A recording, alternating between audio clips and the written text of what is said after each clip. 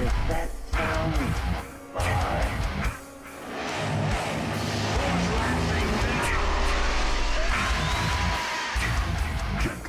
What's the boogeyman? Welcome back to the Moonjuice Metal Horror Podcast, the podcast where we live and breathe heavy metal and horror, but not afraid to shit on both of them. I'm Mike. I'm Matt. And we are back again. Yeah. We were supposed to go see a shark movie. Turns out that one is still in the theater, and we did not have enough time to go do it. So Yeah. we went ahead and went with our second option, which was supposed to happen after that. And I'm kind of glad we did, because I've been looking forward to do this one. And I know Mike has been looking forward to do it. Oh, yeah. Probably like more than any other one that we'll ever do on this podcast. This is the one that Mike has been looking forward to. Yeah, probably, definitely. Even though we had a large, we had a discussion on should we even do this movie, because it's technically not a horror movie, but it's not really horror. On the other hand, it does have elements in it where kind of like there's some other films we did that were not horror too. I think our last episode we did for Send Help, that was not a horror movie, but it had horror elements. You could say the same thing about this, but this one transcends boundaries, I think, for that, because this film is, I don't know, man. This is kind of like Aliens on the level of like well-known, right? Yeah. Everybody knows this movie. Yeah. And so Aliens is also a sci-fi type movie with horror elements to it, whereas Alien was, a horror movie. Also, exact same director. And there's a few things that I want to point out in this film that correspond with Aliens. IMAX. So, and it's very obvious. I don't even know if you noticed him, but if you point him out, you're like, why the fuck did I not notice that shit? James Cameron only knows a few ways to end his movies, or what to do with the story, and this one's kind of the same thing. But I'll point it out when we get to it. Anyway, we're not going to beat around the bush too much about this, because we know this is going to be a long episode. So what fantastic fucking movie are we doing today, Mike? We're doing Terminator 2. The big one. When we did Terminator 1, we were both excited about it because we both loved the movie. I just wanted to watch it again because I hadn't seen it in forever. Like Terminator was one of those that if you've seen it once, you like it, and you've probably seen it a few more times. But this movie, I don't know anyone who is a fan of movies in general who has not seen this movie 10 or more times, right? Well, movie fans, definitely, yes.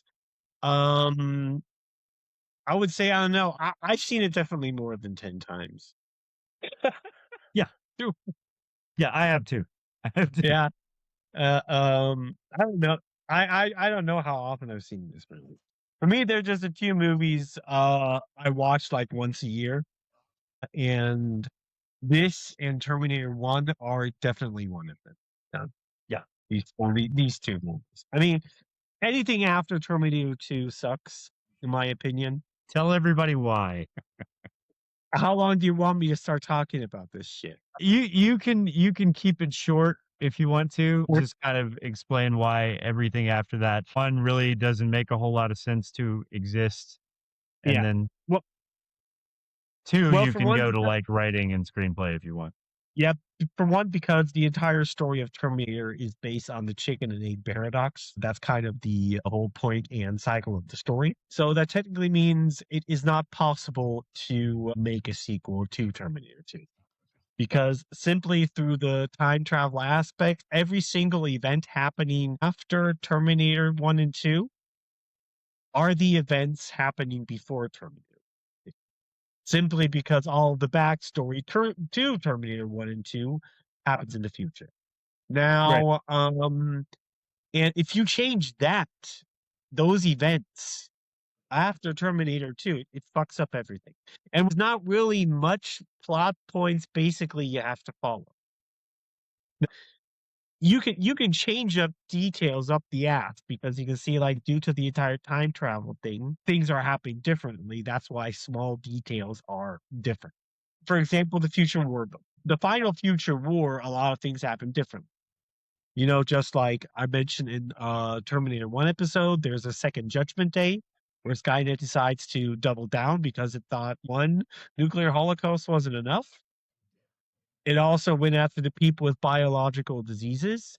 Kyle Reese was born and raised in a human, what's it called? Those camps where a Skynet systematically killed humans. That's where Like Kyle a Reese human termination camp.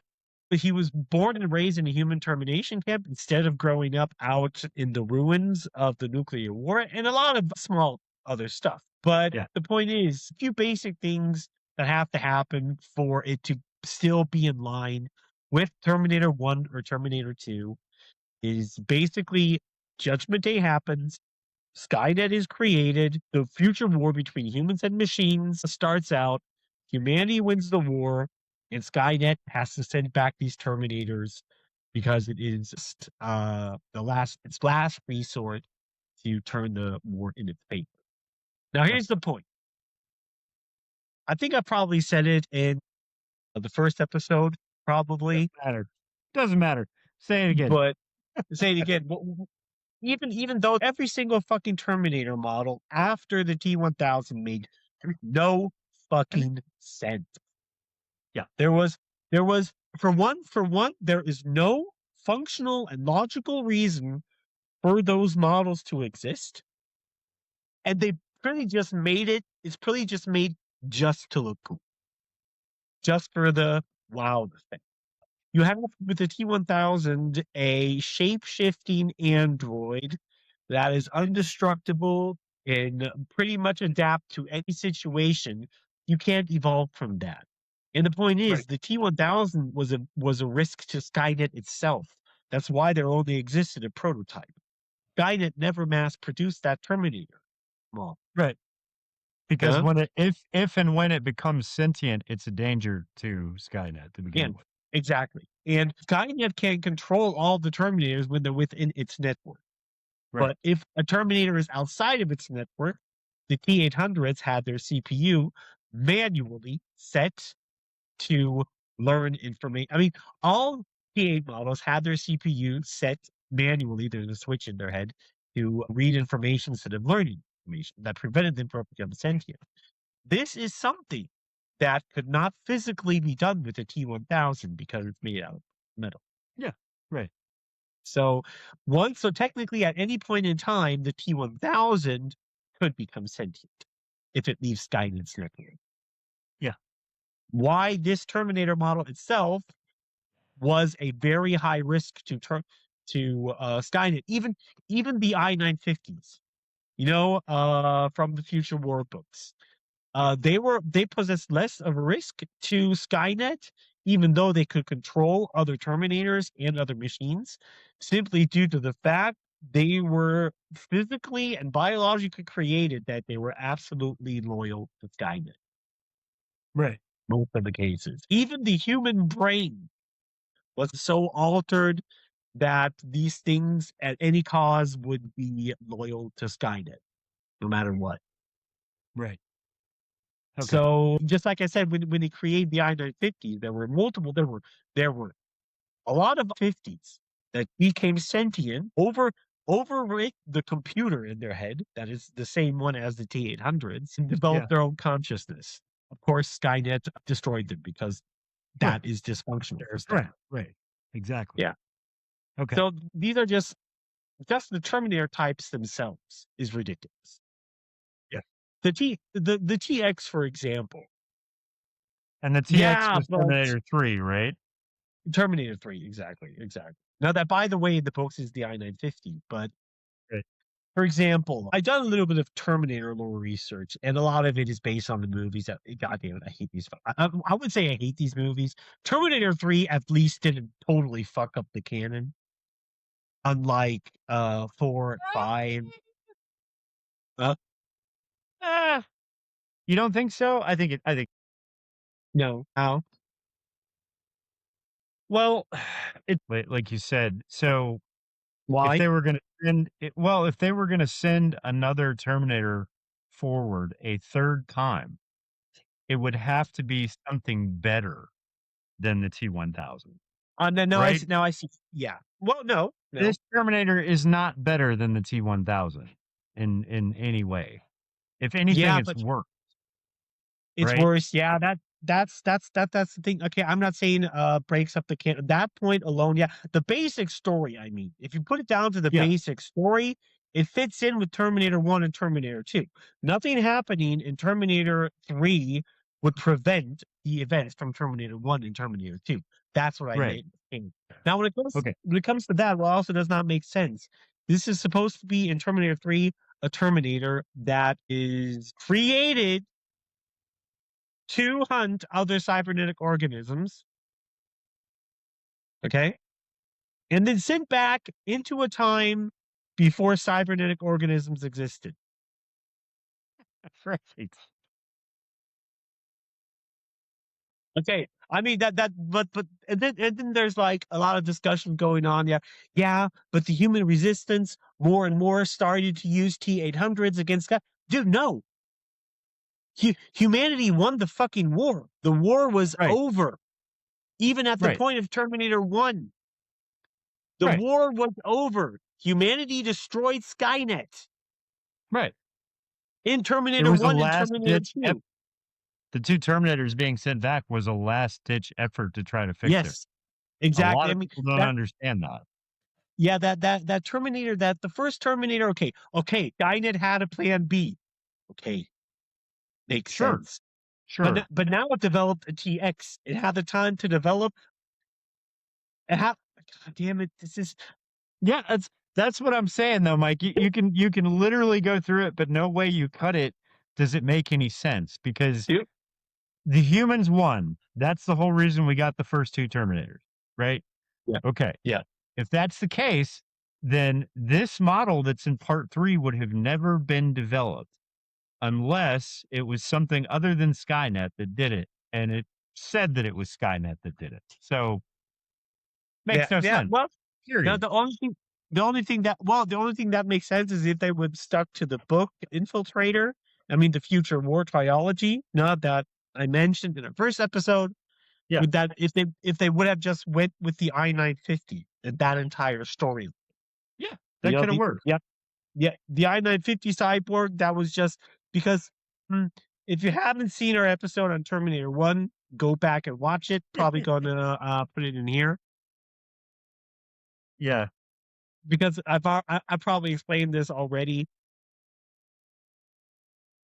After Skynet sent back the Terminators, and even when it developed the time displacement device or whatever, Yeah. Skynet pretty much ran through. It done its research. It developed this machine. It went through all theoretical situations and blah blah blah. So I don't necessarily think I have to go into detail with the time travel rules No, again. you don't. Yeah, you don't need to. But Skynet knew that even though it is his last effort, there's a slight risk that sending the Terminators could prevent it from being created. So it sent back another cyborg, or now this is the I-950, Yeah. basically to clean up after the other Terminators and ensure that Skynet is created. Right.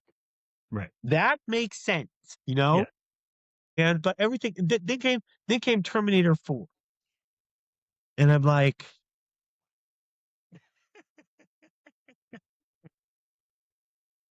Yeah.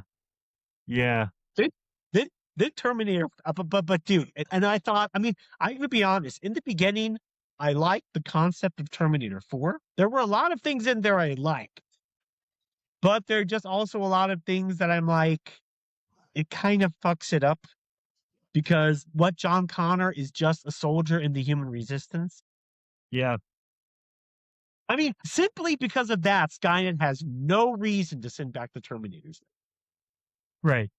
Exactly. Yeah.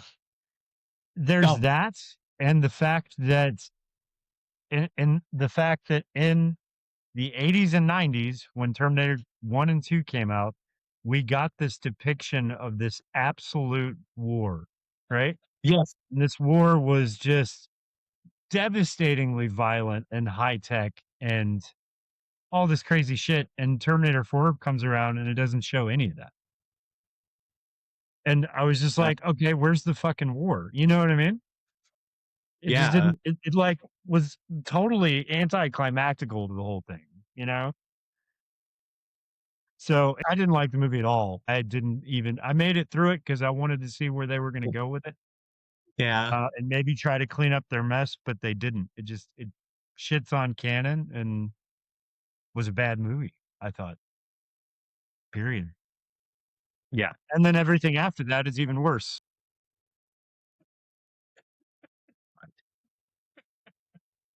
I mean, God damn it, I literally threw something at the screen watching that movie. Yeah. It's bad. I mean, it's one thing if you have a movie that's so good that you wanna do another piece or a few more pieces just Yeah. because it was fun and there's a lot of fans, I get that. Okay. But at least try to make it make sense to everybody. I mean, even people who didn't understand the story that well were like, "What?" You know? Yeah, because it gives you a fucking headache. I mean, the point it Yeah. gets because it's just like, I mean, god damn it. Okay, now this is like, okay. Even the most people that are not really Terminator fans, except for Stefan, the drummer. He did not know this, by the way. Why am I He not did not know that shocked? Why am I not shocked? Okay. he did not know that Kyle Reese is John Connor's father. Let's get beyond. No. Okay.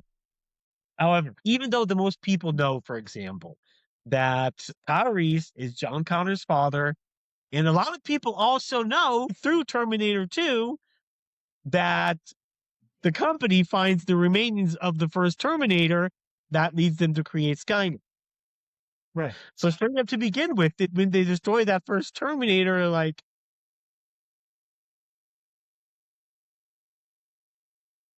Yeah. okay, Right. then in the middle of everything, John Connor gets sent back into the past, and he's a Terminator now. Yeah. Sure. Kyle Reese is attacked by T-1000s. Mhm. What? What? Yeah. Yeah. Yeah. Oh God, I don't know where to begin. And a Terminator was sent back, saved Sarah Connor as a child, and then raised her. Yeah. Yeah.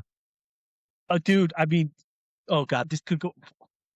I know, but I mean, that's the thing, like, we don't need to spend so much time on all that, honestly. 1, it's infuriating. 2, you could spend all day doing it, right? About how Yeah, it makes no sense.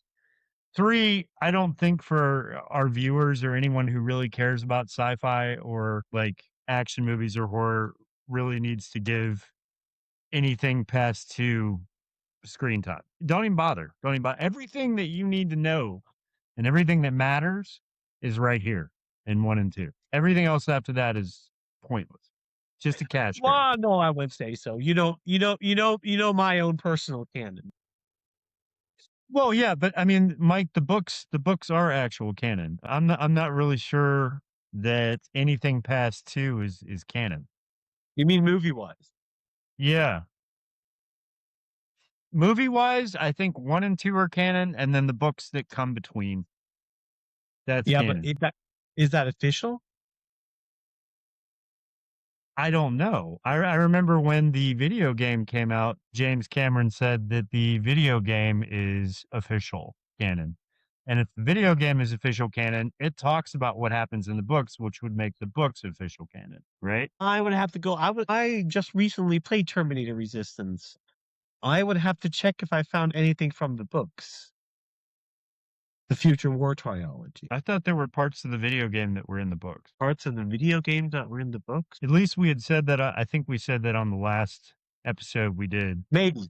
for Terminator Maybe. 1. Yeah, maybe. I mean, as far as I'm concerned, I don't know what official is. I assume that official is Terminator 1, Terminator 2, the book series, and the video game, and that's it. And Yeah, really, exactly. that's all I need because that is a encapsulated storyline that makes sense.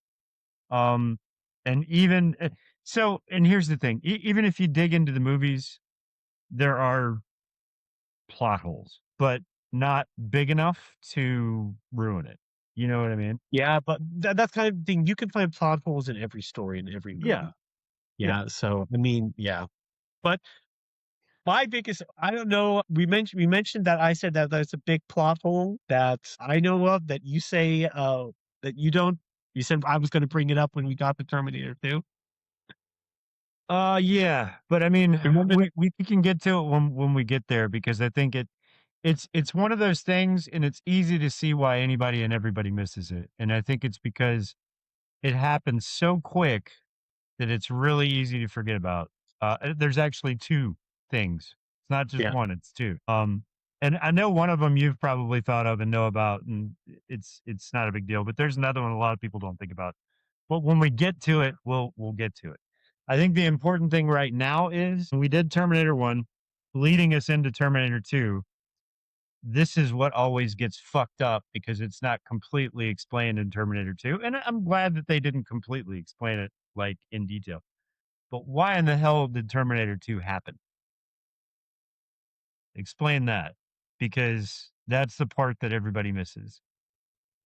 Skynet had this entire plan with the time travel thing set up long before the end of the Human War. It Right. probably had this already set up before it even finished building the time travel device. Also, in the game Terminator Resistance, Skynet sends back a Terminator only a few months. I'm probably going to assume this is the test to see if it works. It sends the Terminator back to kill the soldier that finds out where its core is. Jacob Rivers. Yeah. In the video game, first you have to take into consideration there was never 100% chance that this was going to work. So Skynet already came up with a plan B.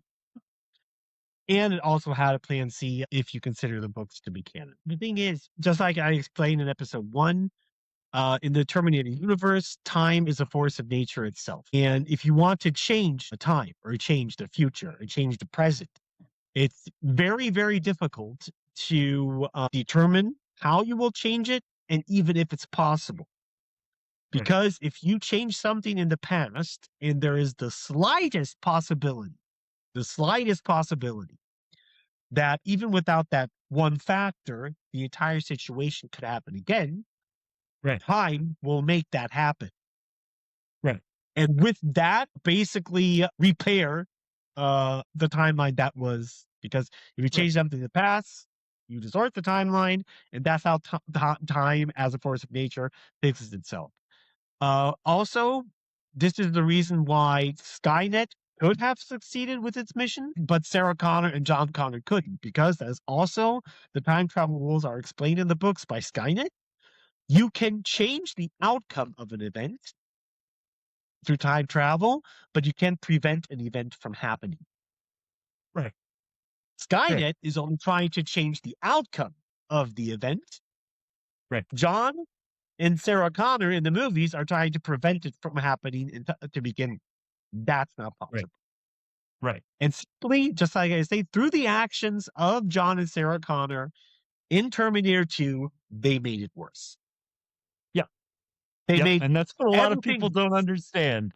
because now, and that's specifically why you have these two Terminators sent back to prevent the human resistance from ever being created in the form it was. John Connor had to die before he came into contact with anyone that was a part of the human resistance in the future. Even talking to somebody about these situations for a minute would be enough. Because there you have the idea, you have a possibility that something could happen. And with that, time would make it happen. Because this person, with the shit that John Connor told him, could have been skeptical, hid himself in a bunker, and that could have been the person that formed the human resistance in the future. Right. It's stupid, and of course, is a slight possibility, but time is the force of nature, and if there's a possible way it can happen, time will make it happen. That's why John Connor had to die before he had any contact with anybody who was a part of the human resistance. only Right. two possibilities: prevent him from being born or kill him at a very young age. Right. And this is the next thing, once you try to change a time, a specific event in time, and you change that one time in the past, time will basically repair itself, and then you can't do anything anymore. Then it doesn't matter if you do it a second, a third, and a fourth time. Right. Because Okay. no matter what you do at that point, the timeline has repaired itself, and it will just end in a loop again. Right. That is explained by Skynet to the I-950. Right. Yeah. Okay. So, in order for this film to happen, there had to be some things that were not completely done correctly, or maybe a little bit haphazardly at the end of Yeah. the first movie. Those things being that they left pieces of the Terminator behind after she crushed it in the machine, right? And so, Cyberdyne Systems, even in the Cyberdyne first system. movie. Okay. Yeah. Okay. Yeah, So because Cyberdyne still showed up to the facility where she crushed the Terminator, found the chip and the arm, and kept it. And continued research, right? yes. And so now this Terminator has to show up and protect John Connor from getting killed by the T-1000, who was sent there to kill him before he's able to come in contact with anyone about the resistance, right? Yeah. Yeah, exactly. Okay. So as long as we got that settled, that's the big thing, because a lot of people were like, well, the first movie seems to have handled everything, so why part two? No, nothing was handled with part one. It didn't change anything. It just changed the timeline a little bit. That's it. That's all Yeah, part very one did. vicinity. Very, Very, like, very slight. But yeah. you could say the ones who actually the ones who actually changed the entire timeline were John and Sarah Connor. Yeah. Yeah, because just like I say, how they made everything worse. The point is, even in the future war, this was a time variation that even Skynet detected. Because in the books, Right. Skynet Skynet from its own memory became sentient in 2004. Right. Now, this is the original timeline before there was any time travel. We Right. all know that in canon, that happened on the 29th of August, 1997. Right. Now, here's the fun thing. Skynet found files of an asylum where it was said that it became sentient on the 29th of August, 1997. Right. That made no logical sense to Skynet. Okay. Okay. All right. Yeah, it's a mindfuck. This is a mindfuck. And this happened specifically because Sarah Connor was in the asylum. That's the files Skynet detected. But through the entire alteration or whatever, Skynet only becomes sentient in 2004. Why? Because it's delayed through the actions in Terminator 2. Right. Skynet never really remembered that, but simply because you had these files of Sarah Connor, and in there it detected it became sent in 1997. That was because Skynet at that time was developing the time travel machine with only no logical conclusion. Somewhere in the Right. past, the time was changed. That is why it sent back the I-950, because that was confirmation for Skynet that that there is now a risk that sending the Terminators back prevented from being created. Right.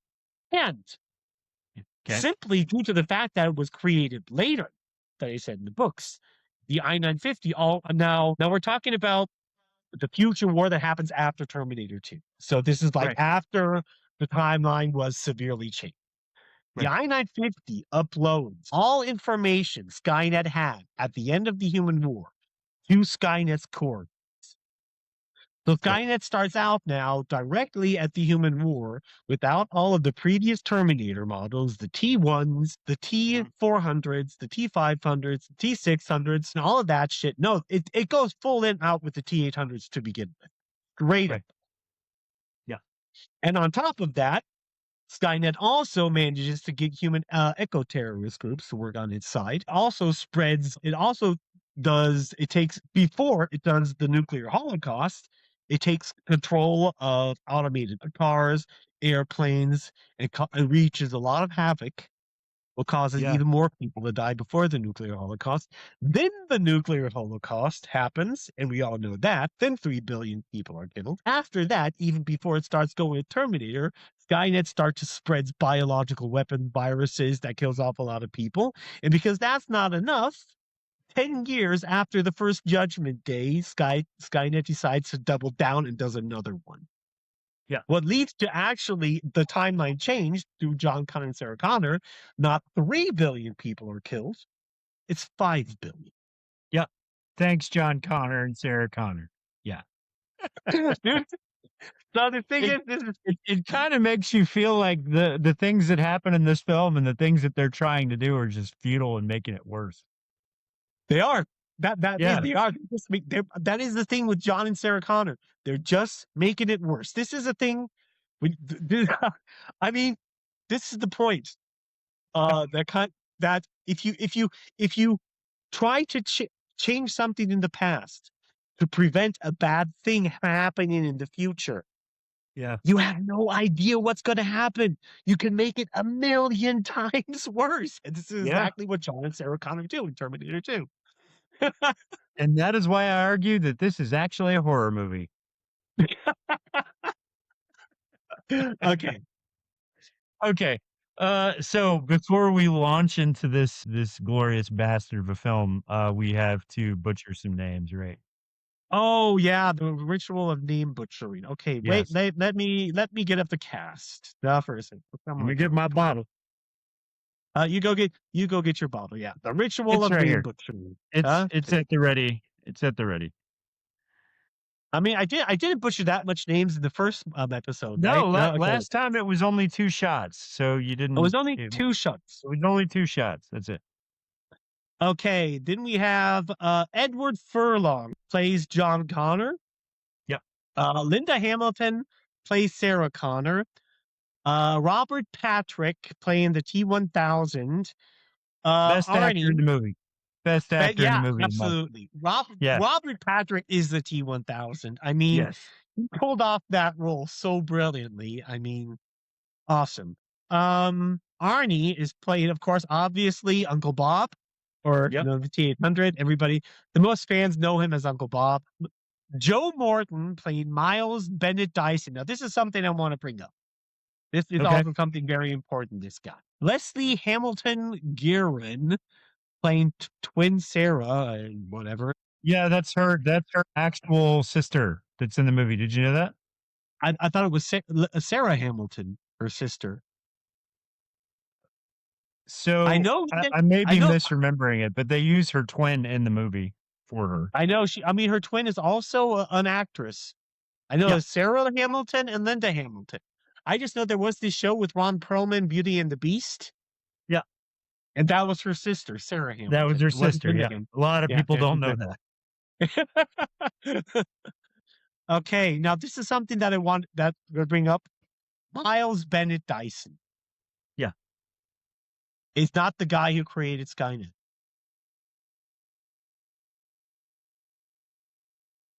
I'm trying to remember if I knew that or not.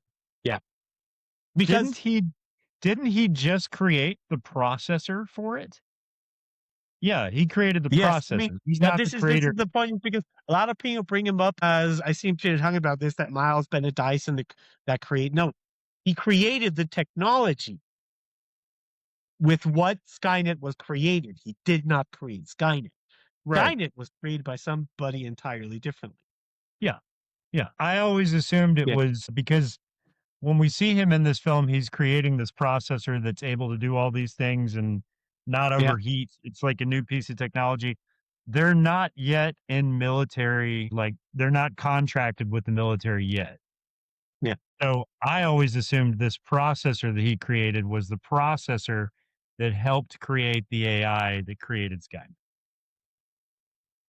Yeah. So he's not the creator. He's the engineer of the process. Yeah.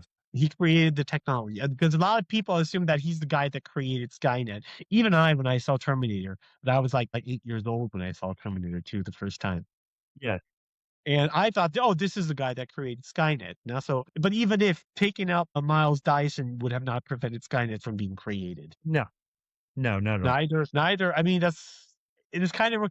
I mean, this is crazy. If you wanted to prevent Skynet from being created, you would have to prevent the company from Cyberdyne Systems ever existing.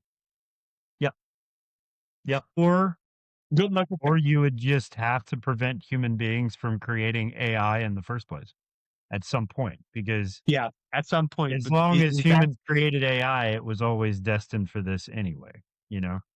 Yeah. Yeah. Well, not necessarily. You always have to take into consideration that Skynet was a military defense computer created to detect and neutralize threats. Now, how would an AI? I mean, you can see in Horizon Zero Dawn how an AI on the exact same level as Skynet acts if it's programmed to do the exact opposite. Yeah. Gaia. Yeah. So that goes. Yeah. I mean, there's Gaia is basically just a moral swap version of Skynet. Yeah, more or less. exactly. The other interesting thing here is, and it's kind of like how movies influence actual culture. Like, because you have to wonder, a lot of these AI programs that we have now, there are specific things put in place to keep it from completely becoming sentient, right? There are extra programs and nannies that are put in there. You have to wonder if a lot of that wasn't done just because of the impact of this movie. Probably. Most of it, right? Yeah, Because mo- it is the end scenario in every way. Because one thing, this is crazy because a lot of AI developers or people that create this AI, this is crazy. One movie, two movies, they all know in and out is Terminator 1 and Terminator 2. Terminator 1, 2. Yep. Yeah. It's just cool because I think James Cameron created something that may have possibly saved the human race in some way, and he didn't even know it. Yeah. You know? A problem. But it's just like, but that was also the entire thing that James Cameron mentioned. The entire one of the entire points of the movie is that technology should be understood before it's widely implemented or Yeah. used on a wider scale. That is, the overall thing of Terminator. And the point is, the evil AI thing destroying humanity, that is, I mean, you could say clearly overused in science fiction. That was popularized through Terminator. Yeah. And everybody knows the evil AI thing. And or Terminator did not specifically create it, but it popularized it. Yeah. Yeah. And it's like, how would it be if all of this? Yeah, that is a good point. I mean, the creation of AI by human beings was going to happen. Like, in terms of Yeah. how it is right now, it was Yeah. going to happen. It was just going to be a question, a matter of time, basically. And I don't Yeah. think anybody at the time that these movies came out knew exactly how close we were to it, right? Well, I mean, it's what a lot of things we see now is not. I mean, it's not technically actual AI. I mean, there are three different points. It's just in science. computer learning. I mean, it's a NI, a GI, or ASI. And when the most people panic out about is when we talk about AIs in science fiction, like Skynet, Gaia, or whatever. These are all technically ASIs. I mean, when it comes to artificial intelligence research, and I mean, they're artificial narrative intelligence, artificial general intelligence, and artificial super intelligence. Artificial super intelligence is purely hypothetical. Pure. And even AGI, artificial general intelligence, also theoretically, but that is a technology that only exists in theory. Yeah. Every single AI we have now is ANI, artificial narrative intelligence. And it cannot become sentient. That's just simply not possible. Yeah. Because for sentience to happen, it would have to have the same functionality and the same intelligence level as a human brain, what it can't have. Yeah. It's simply not possible. Not yet. Not yet. Not yet. Yeah. You didn't butcher any names, so I'm just going to do one shot anyway. Yeah, okay. Probably the only reason you didn't butcher any names is because you've heard all these names a million times. So, Yes, oh well. probably. Yeah. Okay. Yeah. Yeah. All right. So, where's the best place to start here with this film and how we go? I think the opening of this film, there's some brilliant things that happen, and it would be a shame to pass over them, right? Before we get into it, you have to realize that the first movie was so well known when this came out. So when this came out, everybody, they were so tight-lipped about the story. They did Yeah. not want anybody to know what was going to happen, how it was going to happen, and they led you believe from the very first second of this movie that Arnold Schwarzenegger was the bad guy. And a lot Yeah. of people forget Yeah. that. And that is Yeah. brilliant, but it's lost in time now because everybody knows he's not, right? Yeah. But if you're seeing this movie for the first time and you see these Terminators pop up, just like they did in the first movie, just like Kyle Yeah. Reese and the Terminator did, you automatically think Arnold Schwarzenegger is the bad guy. And he doesn't do anything to make you believe that he's not, right? Yeah. It's great. And you don't find out what's really going on until probably around 30 minutes into the film. Yes, exactly. But And that is brilliant. It is Brilliant. brilliant. Because there's a lot of confusing shit that happens. You have like the opening where Sarah Connor explains the AI team with the human war and everything, but all human resistance still managed to send back a protector and blah blah blah or whatever. So then you have the Terminator, and it's like okay, because it starts out the exact same way that the Terminator comes through. No change. Yeah. No change at all. And then the T-1000 comes through that at the time does not really look like a Terminator. You did not assume that this was a Terminator. So it was also, when I was watching this, my grandma, and my grandma also thought that he was a soldier again, another soldier. Of course. Yeah. That's what you're led And to she was believe. like, okay, this guy is pretty fucking brutal. Yeah. Yeah. But also the thing is, because you can see that T-1000 is so much more advanced that even though now after seeing it a million times, you know how robotic even the T-1000 act. It's just at the time nobody thought this was a Terminator because Right. you thought okay, this is now the protector somehow, whatever. Right. And that's the brilliant thing because even when you see the T-1000 talk and interact with people or whatever, he's Talks super like a nice. normal guy. Yeah, he talks like he's super nice to everybody, like a normal cop or whatever. And even when John Connor's foster parents ask him, there was this big guy on a bike asking about. You see, he looked like a little bit concerned in his eyes, but he says, "No, not an issue." Yeah. I wouldn't worry about him. Yeah. Yeah, But when they give it, I love that little bit of detail because when they give him the photo, he's like, "Do you have a photo of John?" You know, when the mom gives him the photo, he's like, "No, it's a good looking boy. Just nice, normal dude." Yeah. Like you don't think for a second that this guy could be the bad guy yeah, until it not at happens. all. Yeah, until but then you have the scene in the arcade where he's asking around John Connor, and then of course John Connor's friend tells him, "No, I didn't see anything. He's just a cop asking around for him." But then you can see when he sees John Connor running towards him, that was when people were like, that was when people got confused Yeah. a little bit because you can see like he has this, I'm gonna fucking kill this kid.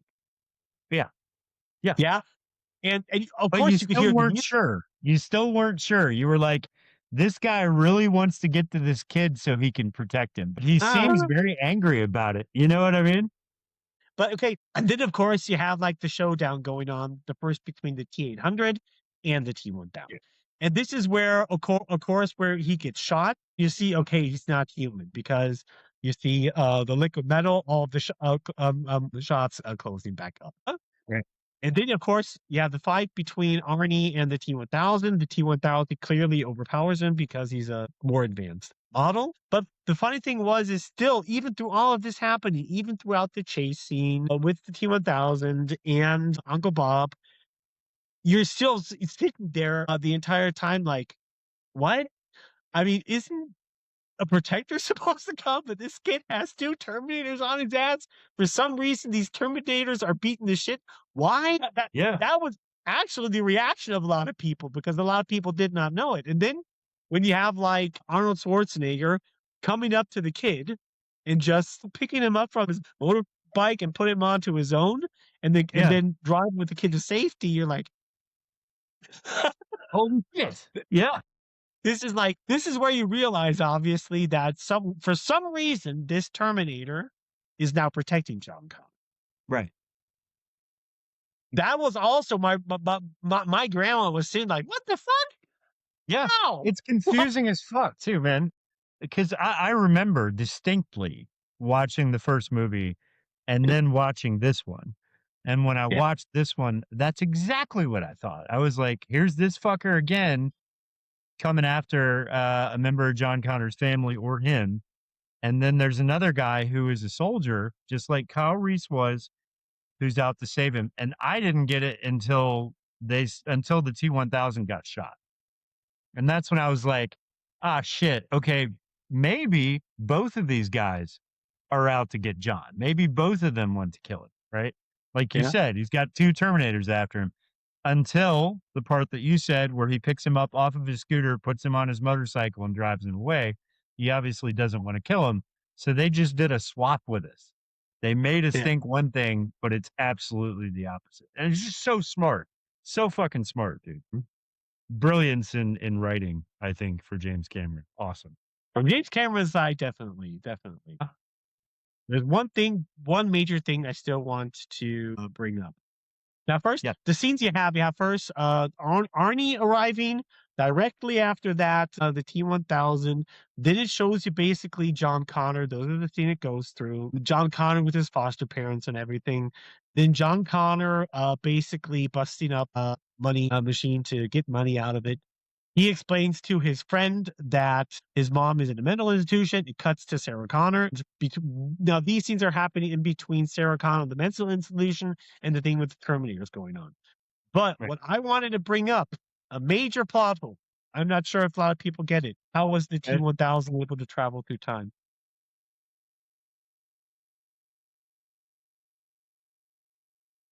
How was the T-1000 able to travel through time? It's stated that only living material can go through the time travel machine. T-101s, Arnold Schwarzenegger is a cyborg. You're right. But the T-1000 is not. Right. Well, is it because it can mimic? Human, I mean, maybe, I don't know. That's the only way that it would work is if it's able to completely mimic on a cellular level human beings, in which case it could make it. Yeah, that, Matt, is a plot hole that nobody gets. Holy shit. I didn't even think And about you never that. got that. No, I never noticed it. But that's actually pretty smart. I mean, they could have, if they had thought hard enough about it, they could have explained it away like it's able to mimic things on a cellular level and therefore it made it through, but it didn't do that. So, okay. That's what I never thought of. You're right. Yeah. You're right. It should not have been able to do it. That's crazy. It should have never been able to go through the time travel machine. That is something. That, Matt, is a plot hole. Yeah, that's a plot hole. You're right. Because it's specifically stated in the first film that only living tissue can come through. Fuck. And it works. Have there been a lot of people bring that up? I haven't heard it that often. But I think as far as I know, I heard several fan groups bring it up that it is a plot hole. I've heard it multiple times being talked about, but I'm not sure how much people bring it up. But that's a big one. Yeah. That's a really big one. Holy shit, man. Okay. That a lot of people don't get. All right. Fuck, man. I can't believe I missed that. Okay. So somehow he's able to time travel, right? Yeah. And then So we talked about all the opening scenes. We go to Sarah, and she's in the mental institution, right? So here's something. It's not necessarily a plot hole, but I had a problem with it, right? This doctor that is in there with her, who is her main doctor, what's his name? Dr. Silverman. Dr. Silverman. He was around to watch this original Terminator basically shoot through an entire police station and kill everyone inside of it trying to Yeah, but he find it. wasn't there. He wasn't He there. wasn't there, but isn't all that like news? You know what I mean? Isn't it kind of like a big deal that Yeah, the probably. police department got destroyed by a guy that did everything that she said he did? You know what I mean? Yeah, but yeah, you're right. You could say ignorance. I personally think a lot of people, if they hear this on the news, even a psychiatrist like this, are going to come up with multiple explanations. Oh, he was wearing a bulletproof vest. The guy was on drugs. Something Yeah. like this, or the guy just had luck. People are going to come up with thousands of logical explanations, but not. Oh no, he's a robot from the future. Yeah. Okay. Here's the thing. She has no prior history of any type of mental illness or anything like that. This happens only when this guy shows up, chases her down, shoots up an entire police department, causes havoc all over the city. Only then does she start to have these premonitions in this story. And so it stands to reason that there might actually be some relevance to her story. And then, Mike, later in the movie, and you might have to correct me on this because I don't know, it might be a Mandela effect thing. I feel like this part was inserted back into the film because I do not remember it from the original theatrical version. But there's a part later in the film where these guys show up. They're like federal agents. They show up to the mental institution to talk to her because her son has now been kidnapped. And everything that she explained in her story about this guy is exactly what they're telling her is happening. And Dr. Silverman lets these guys come in and talk to her about it. At this Yeah. point, you would think this guy might actually be like, you know what? Maybe there's something to this shit. Yeah, maybe. I mean, the point is, you never really see Dr. Silverman say much. Yeah. And even considering the fact that you can say the guy is an asshole, he is probably, from all of the people in this mental asylum, the nicest to Sarah. Yeah, of course. Yeah. And he's acting like a psychiatrist and like she's completely fucking nuts. And that is how I mean, you could say even through a lot of these people, even though Dr. Silverman is an asshole to a certain degree, logically, if you think about it, you can understand his reasoning. He's treating her like what she is to him, a patient. And by the way, Sarah Connor didn't end up in this mental asylum until she blew up a computer Right. company. Computer factory, right. Yeah. So now it's not That's like true. she's not in there for a reason. She blew up a computer factory and is like, oh my God, the world is going to end. Skynet's going to take over everything. He would come out as crazy, but there would have been a tiny part of me as a man of science, even him, when this happened, when these federal agents showed up, because they've obviously heard about the story, right? Yeah. Because they show up asking questions like they had heard about the story already. And they were like, okay, your son is kidnapped. His foster parents are dead. There are reports of a guy that matches the description of the guy that you talk about. The thing, what you can see is that these are federal agents, and the entire situation of this one guy shooting down the entire police department. They have pictures and photos of all of it. This is probably the FBI. Uh, this has probably been a big thing for them, and they have zero leads for over Right. 10 years or whatever. Now all of a sudden this guy pops up again with pictures in a mall. Now they have a lead. They knew Yeah. she was one of the victims. It makes logically sense to be doing an investigation to ask her. Yeah. That's why they're there, because they want to bust Arnie now. I mean, it doesn't matter what they were there to do in the first place. What matters is that even though that's happening, Dr. Silverman doesn't seem concerned by this at all. And that felt off to me. Yeah. Very off.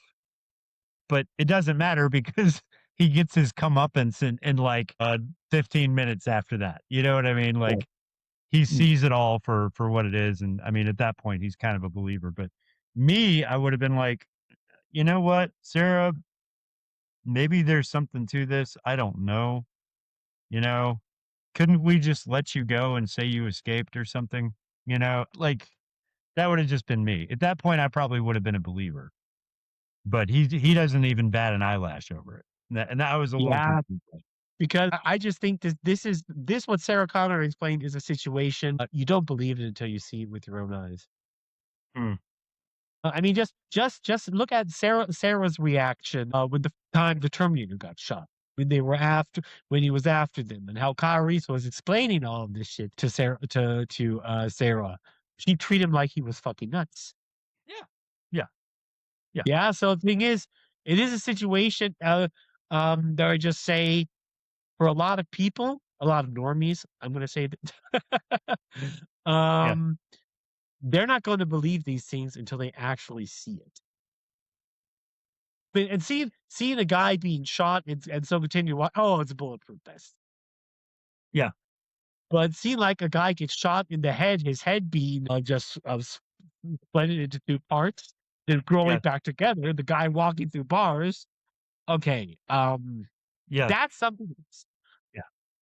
Or a guy being shot several times while running and just having no reaction to it. That can't even be explained with a bullet proof vest. Yeah. Yeah. And it was specifically the scene we're going to talk when Sarah Connor escapes that you talked about.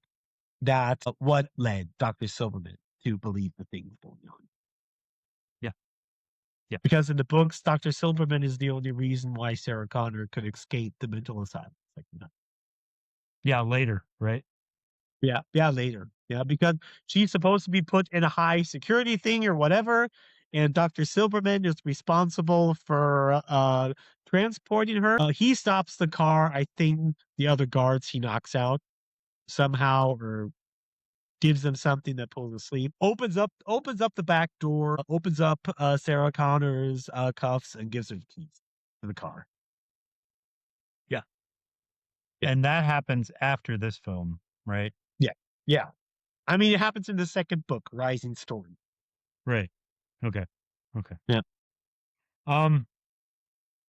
So during this entire thing where you're learning about the fact that Uncle Bob is actually the protector of this kid, that the T-1000 is after him, you've got probably at this time, as far as I remember, some of the best special effects ever used in a movie up Yeah. until this point. And I watched the movie again yesterday, at least most of it, right? And I think we talked about this in the when we did Terminator 1.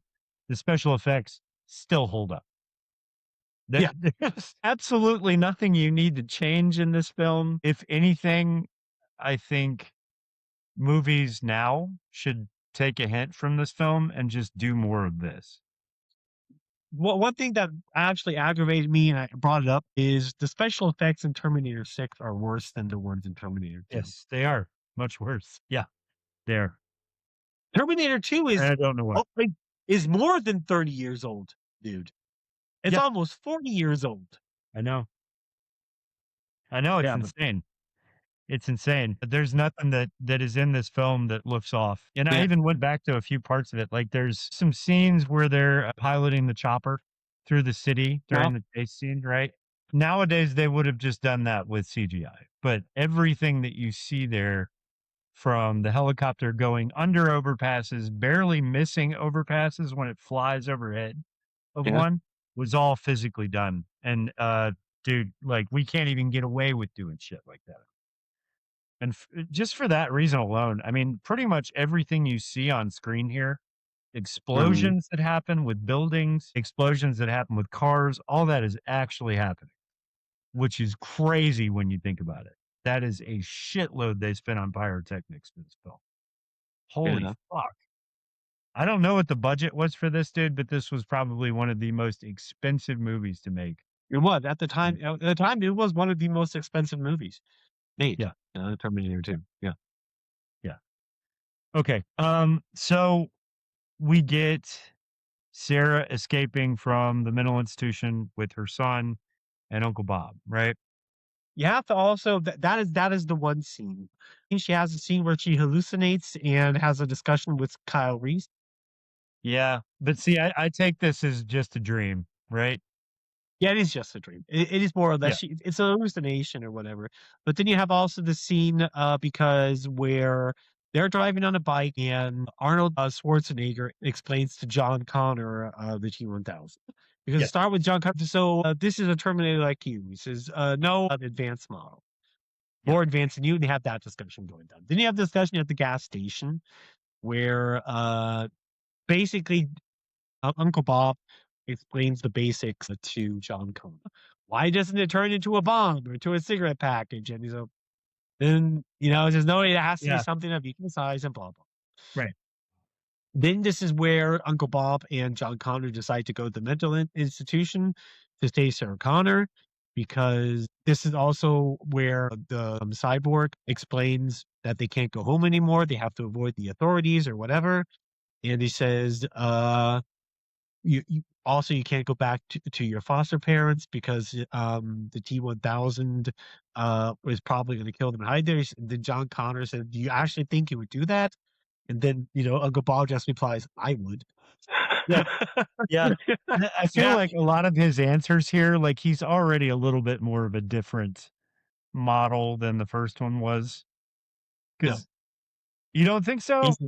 He's So I know that he has the chip that's read only, so he can only be what he's programmed to be. Right? yes, it's the exact same model.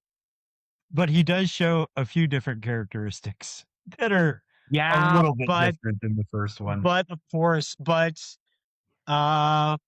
he does show his characteristics. You can say that, but it's also because he was also reprogrammed to protect John Connor.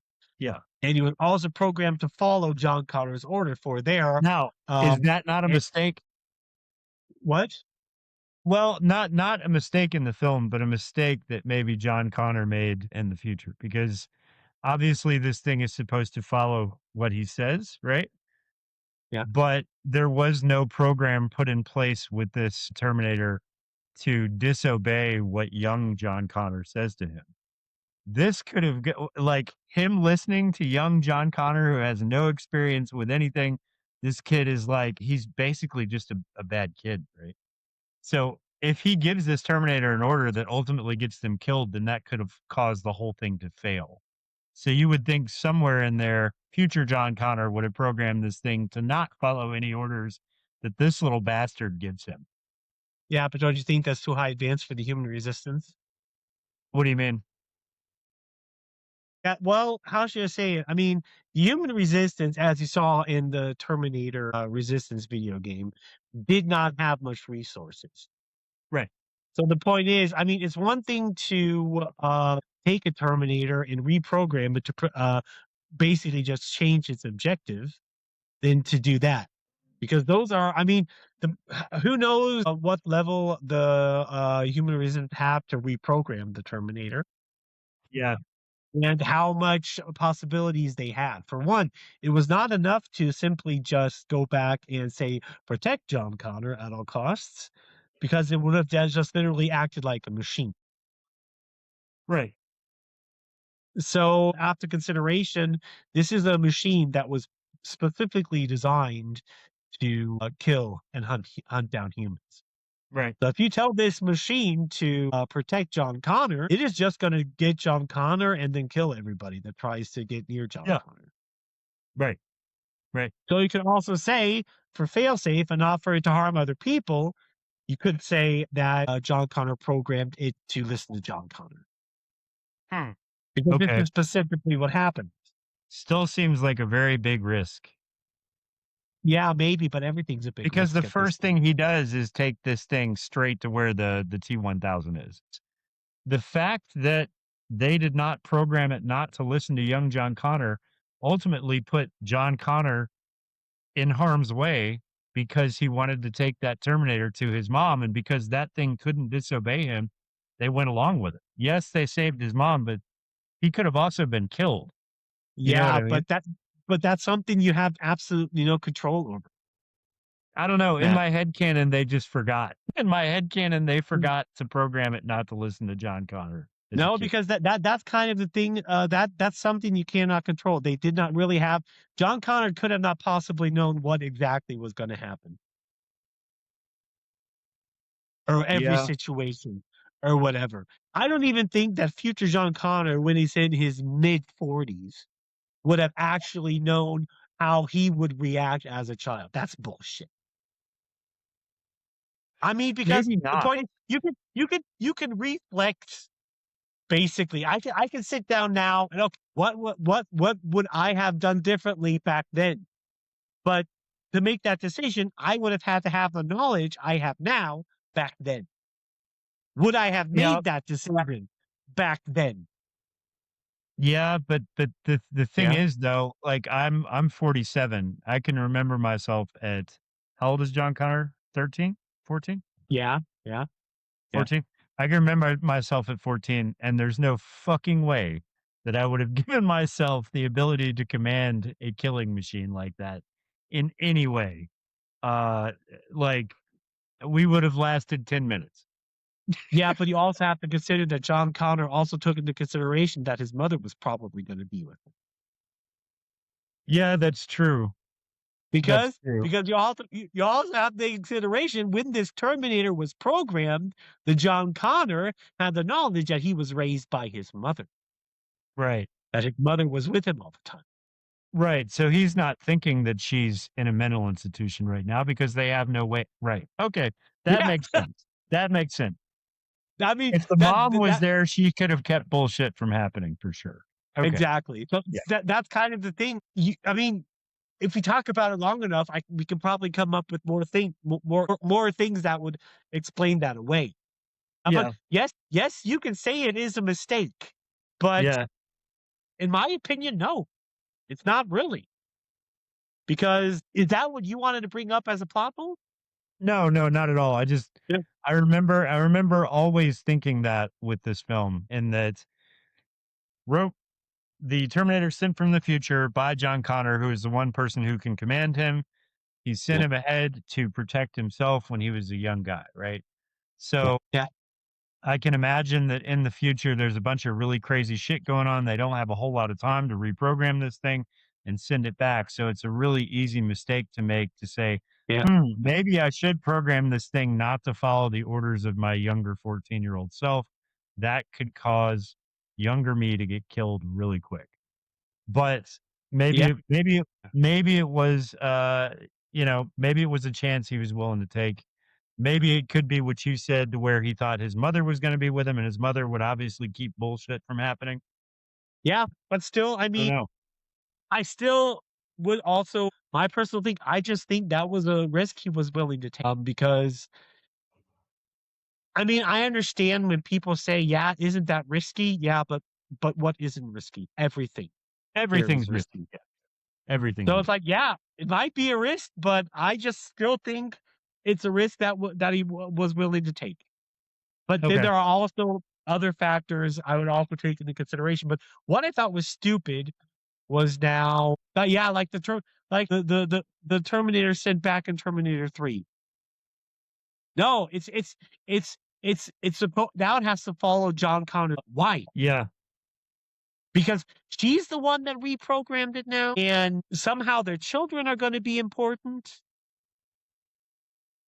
Yeah. Yeah. I still can't take that movie seriously. Oh, Can't take that but movie seriously but at all.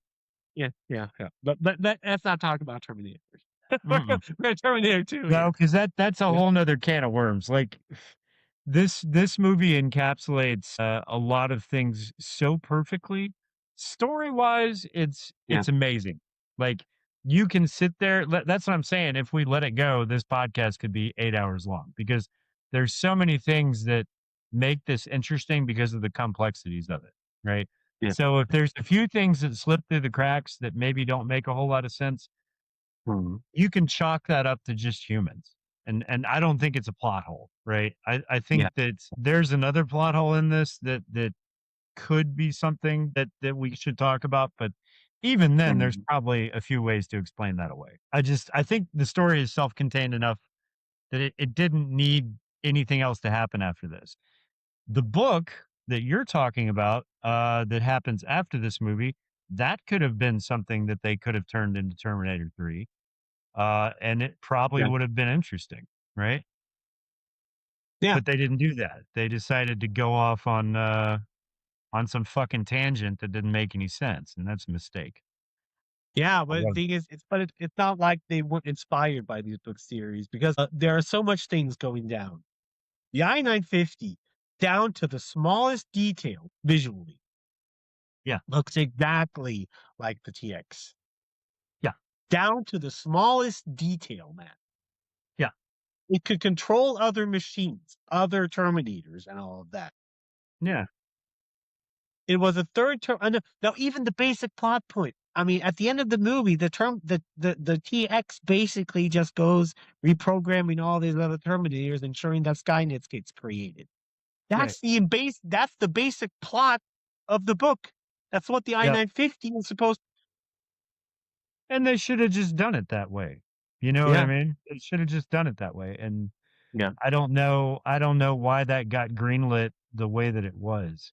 James Cameron didn't have anything to do with it, right? Yeah. Yeah, I didn't think so. Yeah, he But didn't then have James anything to do with. Cameron's newer movie was fucking trash. So whatever. What you mean the third Avatar movie or what? Yes, the third. No. I haven't seen the third Avatar movie. I'm talking about the most recent Terminator film we got. Yeah, but that wasn't from James Cameron, Matt. His name was attached to it, and that's how they sold it. But he didn't have Yes. anything to do with it. Nothing. But He had nothing to do. yeah, He just read the script once and signed it off for some reason. But he had zero development in it. Zero. Yeah. Yeah. So how do we want to continue with this? Do you want to go scene by scene from this spot, or do you want to just keep talking about it? Because there's a lot of things in here that we could bring up that I think are fucking super interesting. Yeah, okay. And that are, I mean, okay, there's we brought up scenes in the movie that you definitely don't want to skip over because they are fucking Yeah. great. Okay, we've talked now about basically up until where Uncle Bob, John Connor, and Sarah Connor are kind of themes from the mental institution. I think like let's just stick now with everything that happens in this scene now, I would say. Yeah. Okay, so they get away from the mental institution. There's kind of that tussle with the T-1000 as he hooks into the back of the car that they've stolen. They're Yeah, eventually yeah. able to get him off, right? And this is where you see that if he loses a piece of his body in some way, that if he gets close enough to it, he can reattach it. And so it just turns into liquid metal and shows up back on him. That's an important thing for them to have shown us because then the ending scene in the factory makes a little bit more sense, right? Mhm. From there, they go to a garage, and this is the scene that will live in infamy for me because the fact that this scene was not in the original theatrical release pisses me off because it shows something that you needed to know to be able to understand the Terminator's behavior, right? Yeah. So they go off somewhere into the desert where there is a kind of an abandoned gas station kind of thing. And they go inside of it, park the car, close it, and they start sewing up wounds because Sarah got jabbed in the back by the T-1000. So he's sewing her up. She says, "Do you need any help? Do you know what you're doing?" He says, "No, I have extensive files on human anatomy." And she says, "It probably makes you a more efficient killer to have that." He's like, "Yes, Yeah. of course." Right. And then I think it's Affirmative John. is what he said. Huh? What? Affirmative is what he said. Affirmative. Yeah. First, you see like after Uncle Bob patches up Sarah Connor, you see like Right. Sarah is pulling out the bullets from Uncle Bob's back, and this is where John Connor asks him, "Well, does this even hurt you?" And this is where he says, "Yeah, my body or detects these things. Humans would interpret it as pain." Nah. Did Yeah. Sarah Connor just ask him short, are these wounds going to heal? And he's like, yes, they will heal. He said, yeah, if you don't pass as human, you won't do us much good. Then John Connor just goes through and asking him several questions. I mean, how long are you going to live? And Yeah. this is where he says, like, yeah, my energy is going to last me for 150 years and blah, blah, blah, blah, blah, or whatever. And then it goes on to certain things. And then thus, John Connor basically asks him, is there a way we could make you act, is there a way you could act more human? No? Yeah. And this is where the Terminator explains to him basically what it is, that his CPU is a learning computer. And every time a Terminator is sent out on a mission outside of Skynet's network, its CPU is manually set to To read only. read information, said learning information. No? Right. This is where Sarah's like, yeah, because Skynet doesn't want you to think for yourself. And he's like, correct. Yes. Yeah. And then John Connor says, is there somehow we can change that? And this is just where the Right. Terminator looks at John Connor. And this is the scene now you are talking about. Yeah.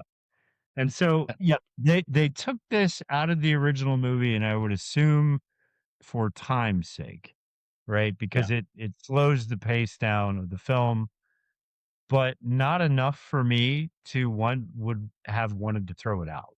You know what I mean? Because without seeing this, you then see the Terminator afterwards start to act differently and learn things that he didn't before.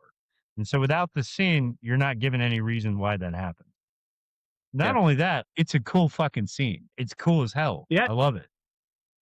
Because and the way that they film it is very smart too, because they have what looks like a mirror in front of them where you see Arnie's face and you see them working on it and you see the back of his head at the same time. Well, it's not actually a mirror. That's them sitting on the other side doing the exact same movements as the person on this side is. So it looks very believable. They pop open his head. He explains to him how to turn it, how to open it, how to get to the chip. She gets to the chip and immediately wants to smash the fucking thing. Right? Yeah.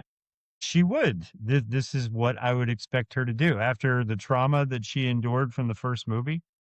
Yeah. Any way she could destroy this thing. 'Cause she hates machines, right? She He decides not to do it because John Connor tells her, "Hey, look, this guy is our only chance of survival right now. And if you do this, you're basically going to be signing our death warrant." So she decides against it, and they change the Terminator's chip to learning, like machine learning instead of read only. Yeah. Right. And this also sets up a lot of good humor because after this scene, and I love it, dude. After this scene, they go to a gas station and fucking John Connor's trying to explain to him, hey, they're driving. He's like, if you say this, this sounds ridiculous. Don't say this, say this. Right. Yeah. And then, if somebody says this to you, say this and not affirmative and whatever. And there's some good humor there. He's like, no problemo. And then call somebody a dickwad. And then he's like, no problemo, dickwad. Right. It's just funny shit.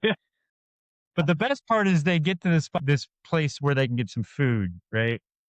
Mhm. And he's like, you never smile. You never change your face. You should probably try smiling. And the Terminator's like, smiling? He's like, yeah, you see that guy over there? That's a smile. And so Arnie looks over at the guy, kind of analyzes what he's doing with his face, and then turns to John Connor and does this like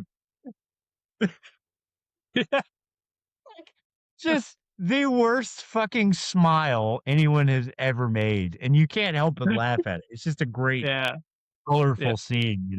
But all of that is basically lost. All that great humor is not really understood if you remove that part of the film. And so I don't know what their reasoning was for doing it, but I'm so glad that that is now canon again. Because it wasn't canon for a super long time. And then finally For a very they long decided time. to add it back in. Yeah. Yeah. If you watch any version now of the movie, that scene is in there. Yeah. Right. Because it was also in the director's cut back in the past that not a lot of people saw. But it was also a scene that James Cameron didn't want to remove, but he had to because of the studio. Because of time. That's crazy. Yeah. James Cameron himself did not want to remove that scene. He wanted it to stay in there. But yeah. What a shame. But what is a plot essential scene? So where do we go from here? I think we go Yeah, well, shortly after that, you have like the mental asylum. This is even the night before they go to the gas station, where, or was it before, where the T-1000 steals another bike? Yeah, that was right after they throw him off the back of the car. He walks back to the mental institution Yeah, where yeah, exactly. police It, have all wh- shown wh- up, and he takes the guy's yeah, bike. Yeah, yeah. He says, "Oh, that's a nice bike," and then he takes the other cop's bike. Then you have they're driving. The scene you have is where they're now driving to Sarah Connor's friends that are somewhere out in the middle of the desert. yeah, Where this is where you get a lore drop, because yeah, Sarah Connor is now he's questioning the Terminator about everything. yeah. Wants to know specific things that went down or whatever. Sarah Connor asked the Terminator, how did actually everything go down? This is where the Terminator explains everything to her in very small detail. Right, Like he explains how Skynet was first activated, said the specific time in which Skynet became sentient, also said that the scientists who created it tried to deactivate it, but it retaliated against them. And that specifically was one of the main reasons why Skynet saw humanity as a threat and launched its first missiles against Russia, knowing right, that the counterattack would annihilate the humans in the US. right, Basically, annihilating both superpowers, any powers that could actually possess any threat to Skynet, right. more or less. Which also tells us that Skynet, for whatever reason, is also able to survive a nuclear holocaust, Yeah, of course, he's a right? computer. It's a computer. Yeah, but so it would really have to be in some fucking underground bunker away from everything to be able to survive. So, and I was kind of hoping that maybe there was something in the books that explained that because at this point, Skynet would have been used at military complexes, and there are some Yeah. military complexes that are way deep underneath the ground. So hopefully, its core was underneath the ground somewhere and not above the ground in some tall building like it was in the Terminator 4. You mean by the nuclear fire or whatever? Ah, yeah, Yeah, that. Well, yeah, obviously. I mean, obviously, Skynet is not going to launch anything if it knew that it was going to hurt itself. So it was probably in some bunker. It was at trying to remember from the books where it was. Okay. This is okay. It was in Rising Storm. It was a military complex in a bunker in which Skynet specifically was created. okay. So there you go. Uh, It survived it because it was underground in a bunker. yeah, yeah, yeah.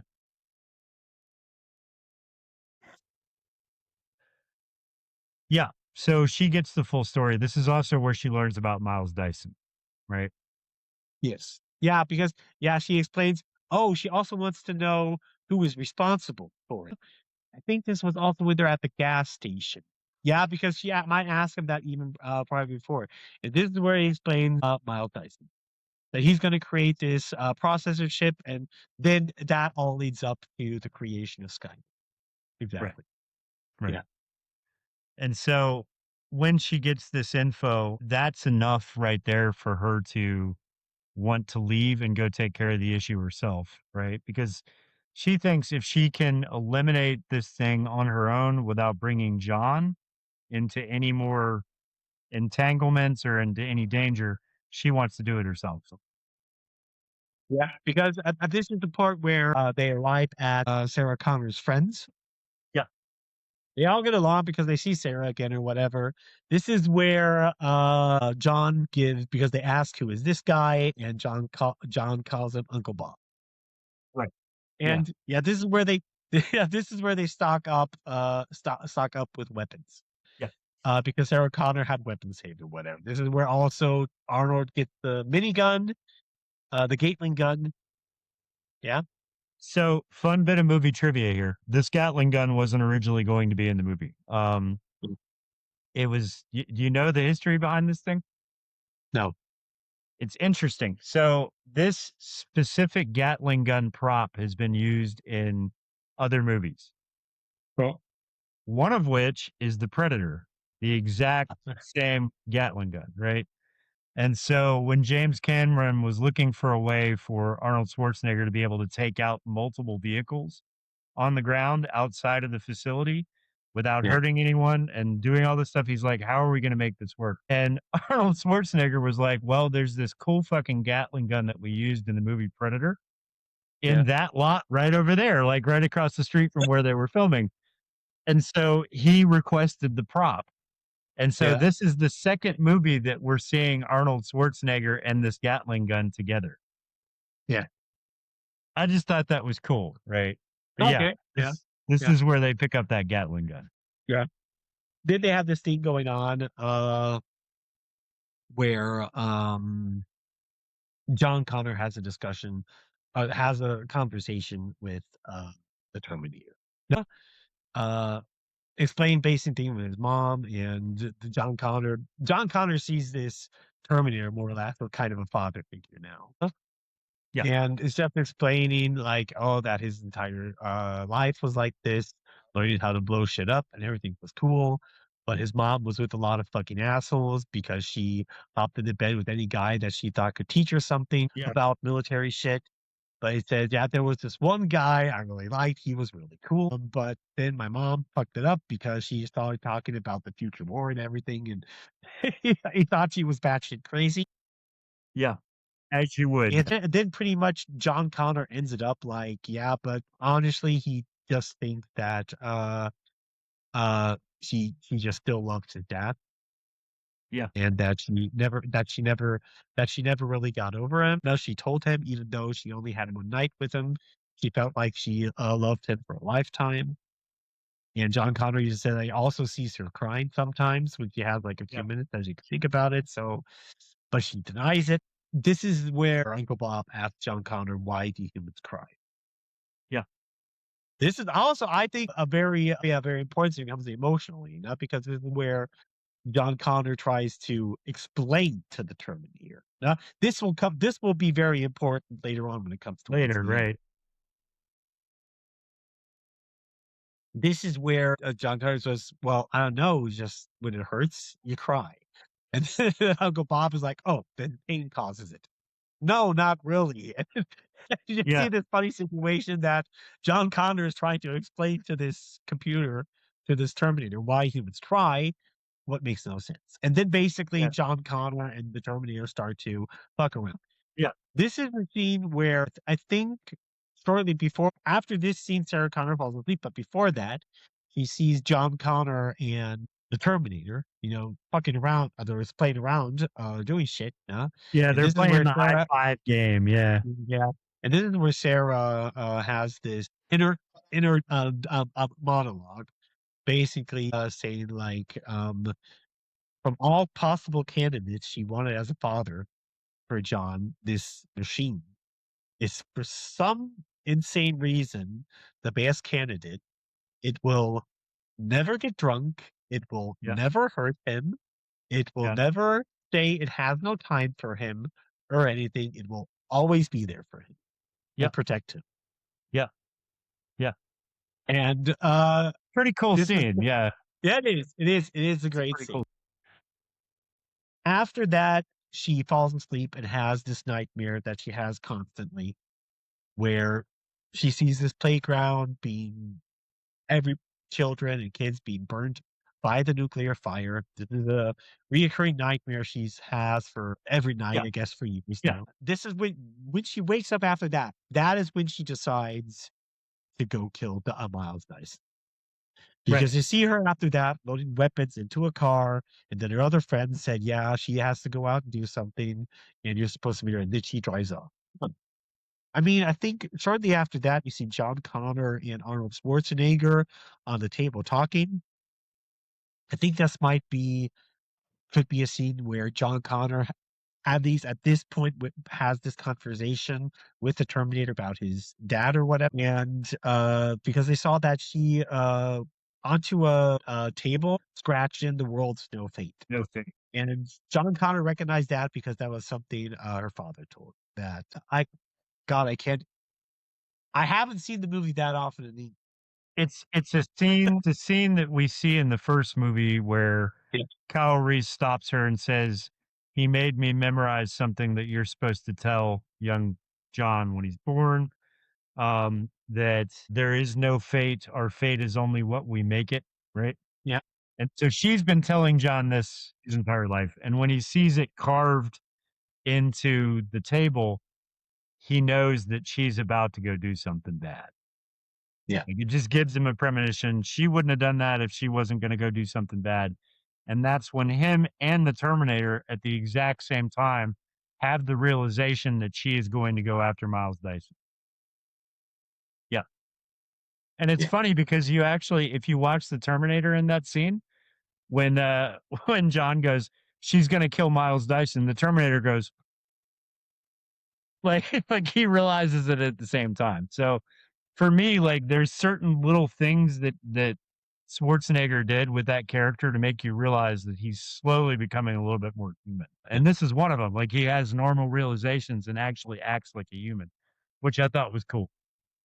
But yeah, Yeah. she's gonna go He, kill Miles Dyson. well, he started to become sentient or to acting more human. Yeah, exactly. This is where they drive off then, and shortly John Connor, because this is where the Terminator is now. You can see in discussion where the Terminator now is starting to defy John Connor Yep. by blindly taking everything in, because the Terminator is trying to convince John Connor, hey, this might not actually be a bad idea.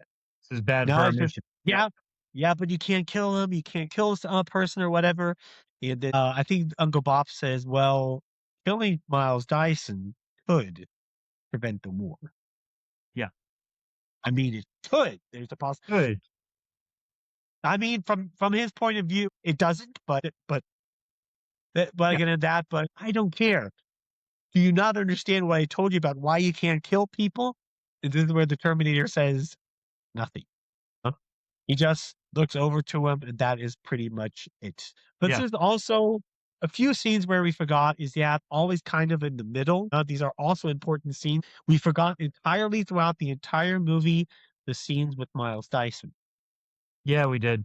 Yeah, because you said like there's this one scene where Sarah Connor was still in the mental asylum, where she was basically telling Dr. Silverman what they wanted to hear. Like, so you don't believe in Skynet or this, you don't believe the company covers something up. Directly after that, it cuts to Cyberdyne Systems. Yep. Where you have like the going on this office things. Miles Dyson is talking about it, and the one guy is, oh, they want to see the thing. This is where you see Miles Dyson go into the laboratory and open up this closet where they actually hold the chip and the arm of the first Terminator. Right. Then after that came another scene with Miles Dyson where he's, just with his wife and kid, family Their stuff. home in the desert. Yeah. Yeah, their home, exactly. Then after that, then comes the scene where you see Miles Dyson just working on his computer, and his son is playing around with a remote control car. Sarah Connor has now a sniper gun and wants to take him out. But shortly before, he has the thought right on his head, but Miles Dyson's son takes the remote control and drives it against his leg, where he ducks, and that's why she misses. and It's the computer screen instead. Yeah. and it's the computer screen instead. So at this point, you can also tell, and I don't think this was ever in debate, but you can tell that she is not in her right mind at all. Like she probably should be in the mental institution. The woman is a little bit batty because she just starts firing like crazy, even though she knows there's kids in the house. But you could also say she doesn't care. Like she just wants to get him dead, and that's all that matters. If other people have to die, okay. But she's firing into this house insanely, 40 rounds until the clip is empty, and then runs into the house to confront him. He's been shot in the shoulder because one of the shots hit him, right? So he's in a lot of pain and laying on the floor. His family's freaking the fuck out. His wife is freaking out. It's a crazy scene because the acting here is great from the whole family. Everybody seems scared to death about what's going on. Like you can legitimately believe it. The wife is running around asking what's going on. She tells her to get on the ground. She's got a gun pointed at everybody. She's being really fucking aggressive with everybody, including the kids, right? Mhm. And right about the point where you think she's going to shoot him in the head, she says, "You did it. You did all of it." And he goes, "What? What? Yeah. What did I do?" And she realizes in that second, he has no idea what's going on. He has no idea why I want to kill him. He's completely innocent at this point. Yeah. So she stops what she's doing, takes a deep breath, pulls the gun away, and starts crying because she realizes she was about to off this guy and his whole family, even though he's completely innocent.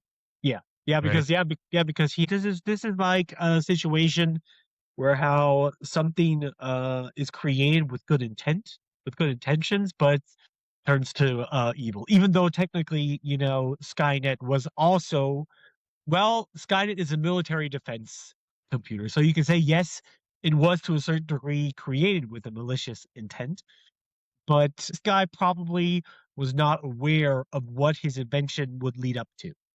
I mean, Right. to a certain degree, he probably was aware. For him, he was just creating the newest type of microprocessor, the newest type of computer. Yeah.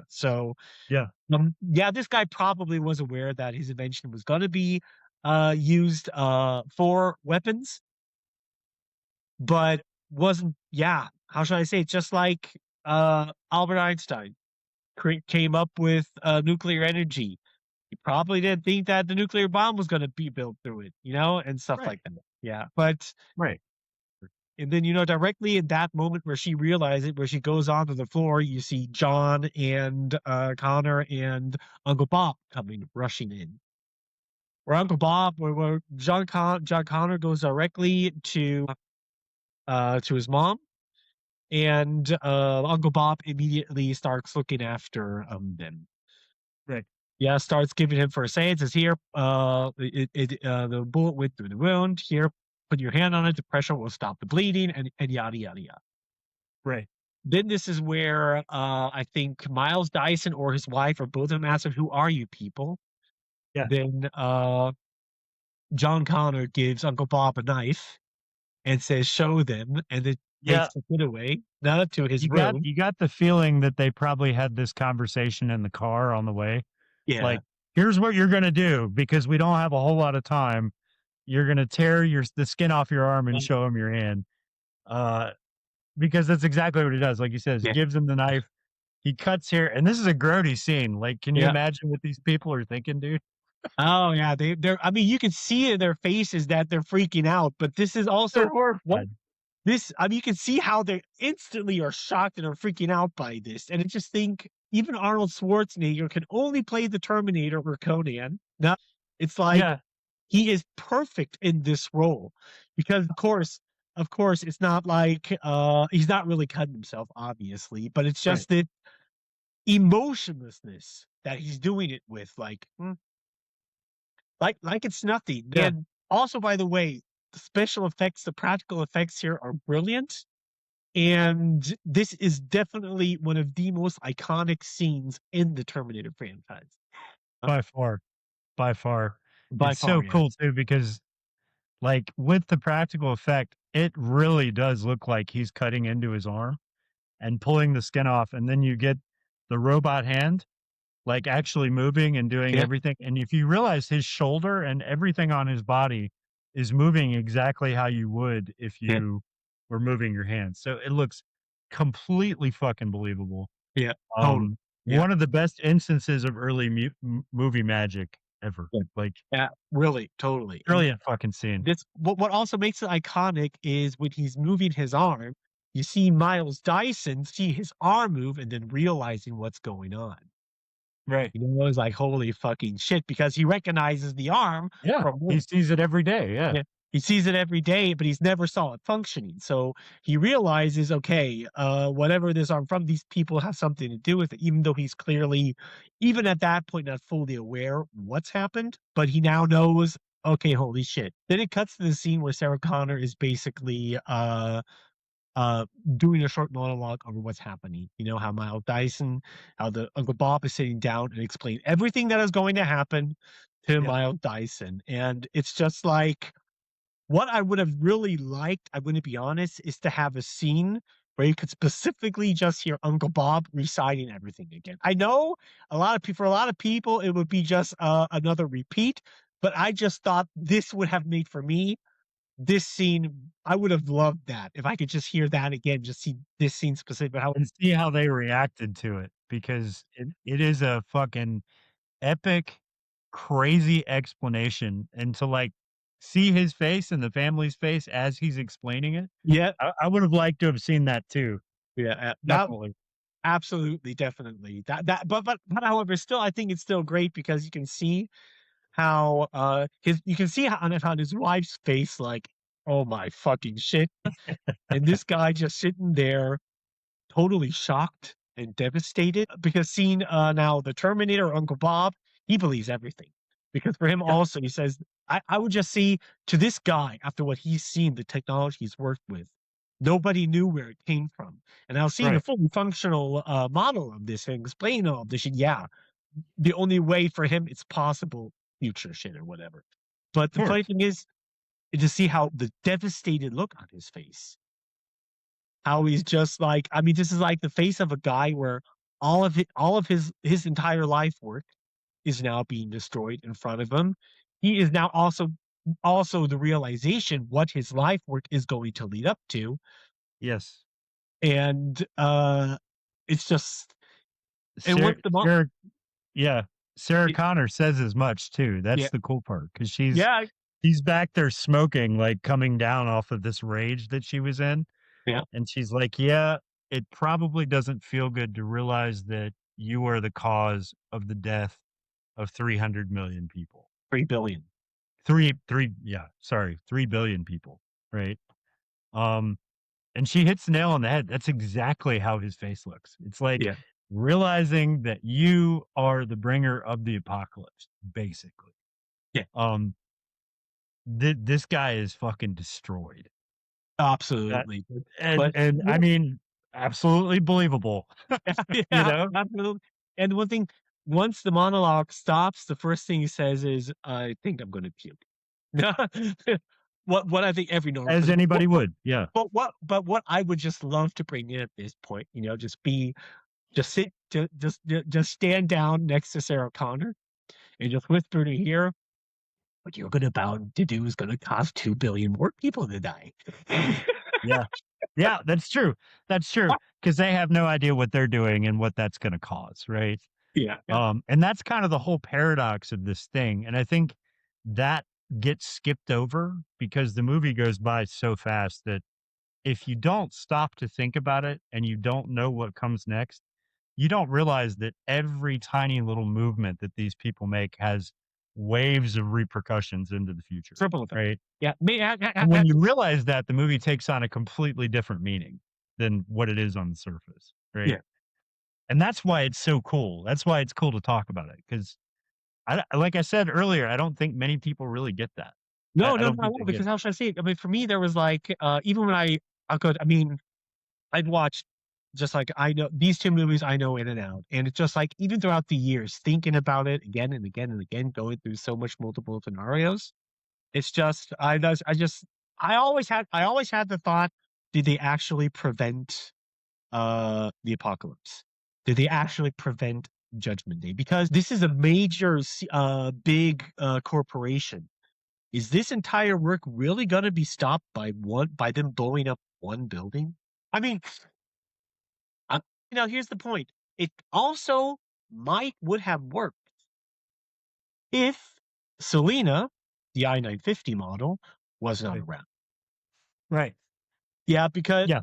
yeah, Of because course, they don't know this, right? They don't know any of that. they don't know this because throughout the entire events of Terminator 2, Celine is fully quiet. She's not Yeah. doing it. Well, I mean, I can explain in the books what she's doing at this point. At this point, is she went she had the numbers of the lottery numbers.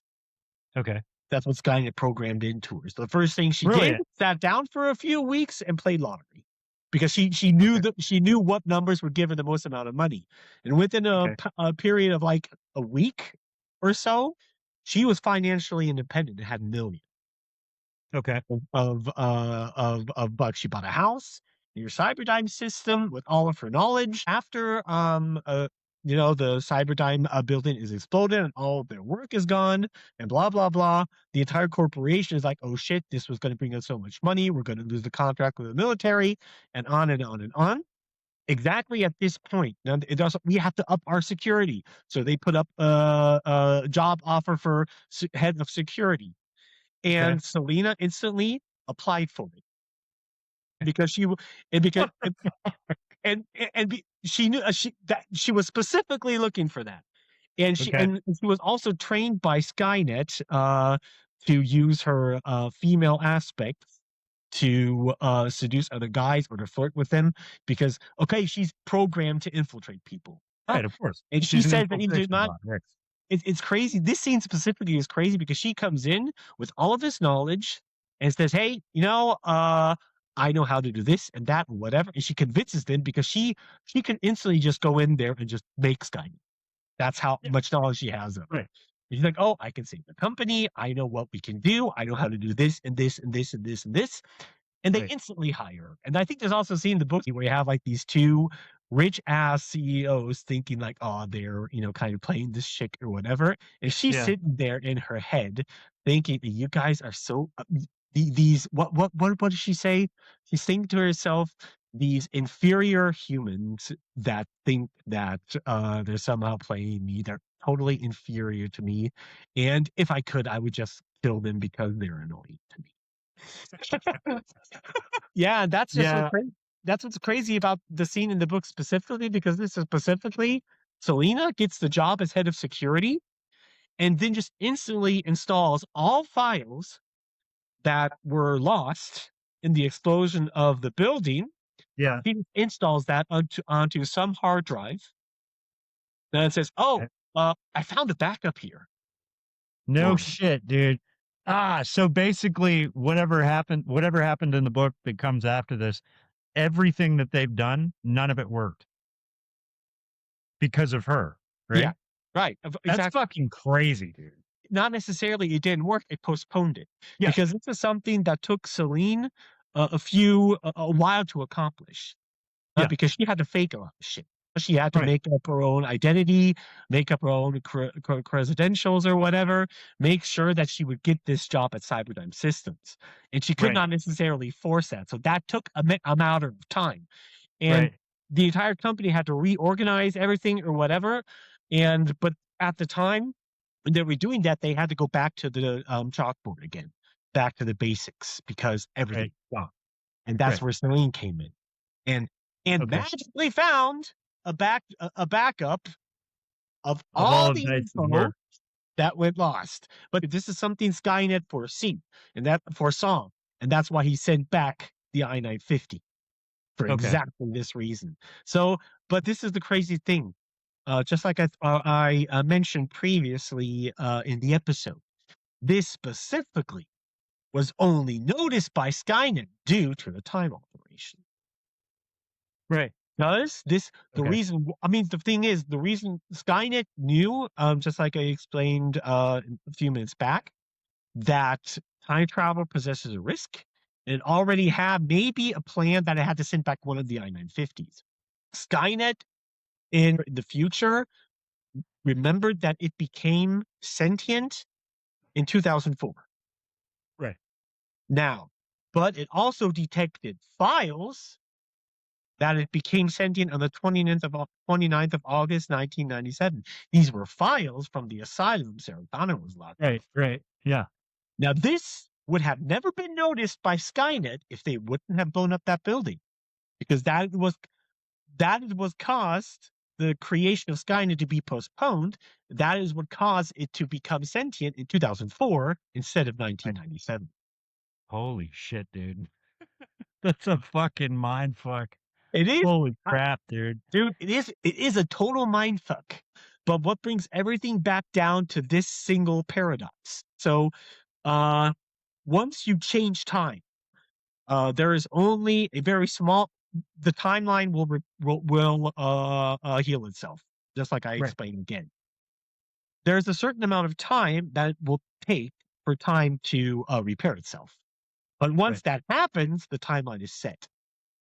Okay. And for time as a force of nature to prevent the entire time continuum to be collapsing, it will create a loop that no matter what you do, it'll all lead back to that. And Okay. what I personally think is this instance is basically the force of nature creating that itself. Okay. That's what I think. For example, that Okay. either Well, I mean, it would make sense. it makes sense, obviously, no? Yeah. But that is it's just like it's a total mind fuck. Yeah. Yeah. And that's the part that I really wanted to push because I feel like this movie already gets a lot of credit by people who love science fiction movies and stuff like that for being a brilliant story. But I don't think people have really delved deep enough into it to understand how brilliant it is. Yeah. And what the rules of it all are. And that for me, besides all the action, besides all the special effects, besides the good acting, all that stuff, that's what really makes the movie interesting is the time travel aspects and how things are being set in motion. Even the tiniest little things set different things in motion and push things down the road further into the future.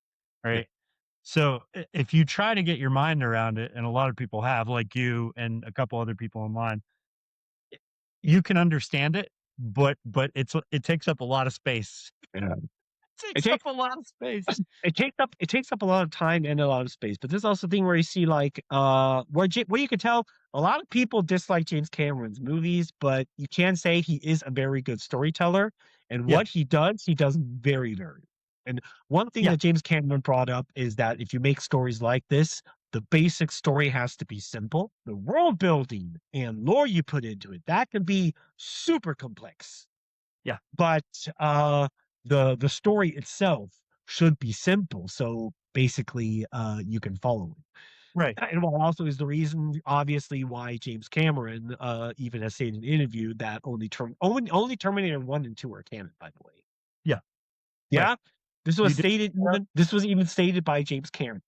James Okay. Cameron, when Terminator 6 came out, he made that statement. He made statements on all of the Terminators movies where he says, yeah, was a nice idea, nice concept, but it didn't work out how they put it into the story. And he Okay. also specifically decanonized everything else because Terminator 6 ignores all other Terminator movies. Yeah. Yeah, it So does. Yeah, so that means literally all Terminator movies after Terminator 2 can be considered a non-canon. They're all Yeah. decanonized. Okay.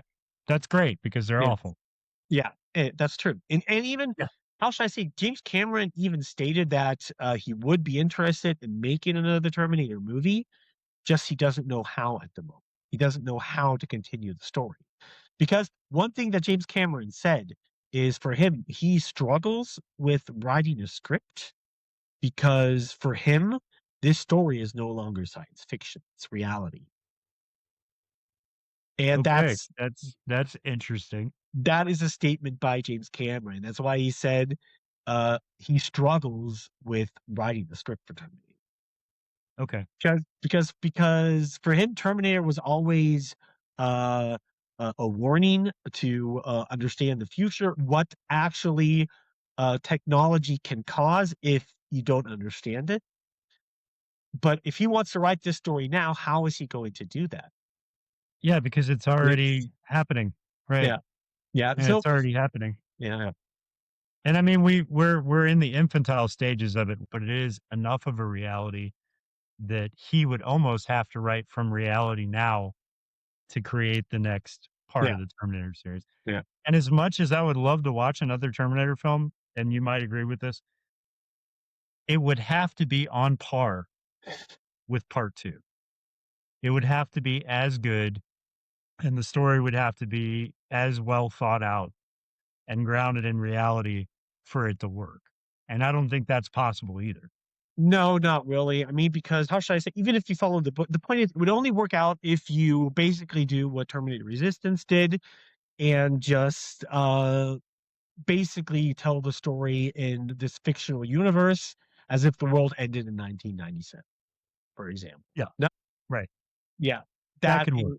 Yeah. yeah, that is basically how you could do it, and basically just stick to Terminator 1 and Terminator 2 and act like this is its own fictional universe. But if you actually want to tie it into our real world, it's difficult because we are already now, we are 3 years away in reality of the end of the future war.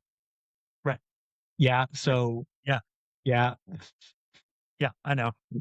But I mean, we keep pushing it down the road, and that's the common theme is that you can't change it, but you can only push it further down the road. So it could work if you push the war further down the road into our future, then it could work. But I mean, honestly, that's a mind fuck that's going to be years in the making to write. Yeah. So So it's also, they would have to do it right, dude. it's also very extremely overcomplicated. And the thing is, with Terminator 6, they had a concept. I mean, the concept itself could have been interesting, for example. Yeah, I mean, if it had been done right. it could if it was done right. For example, the world ending in Yeah, 2017 instead of 1997. And Skynet wasn't created, another AI was created called Legion that is right, more advanced than Skynet because it was created with technology of the 21st century. right. Generally interested, and I have to see it to be honest, the Red 9 in general was a Terminator type that the Terminator itself was interesting that it could split into a T1000 and a normal T800. Generally interesting, Yeah.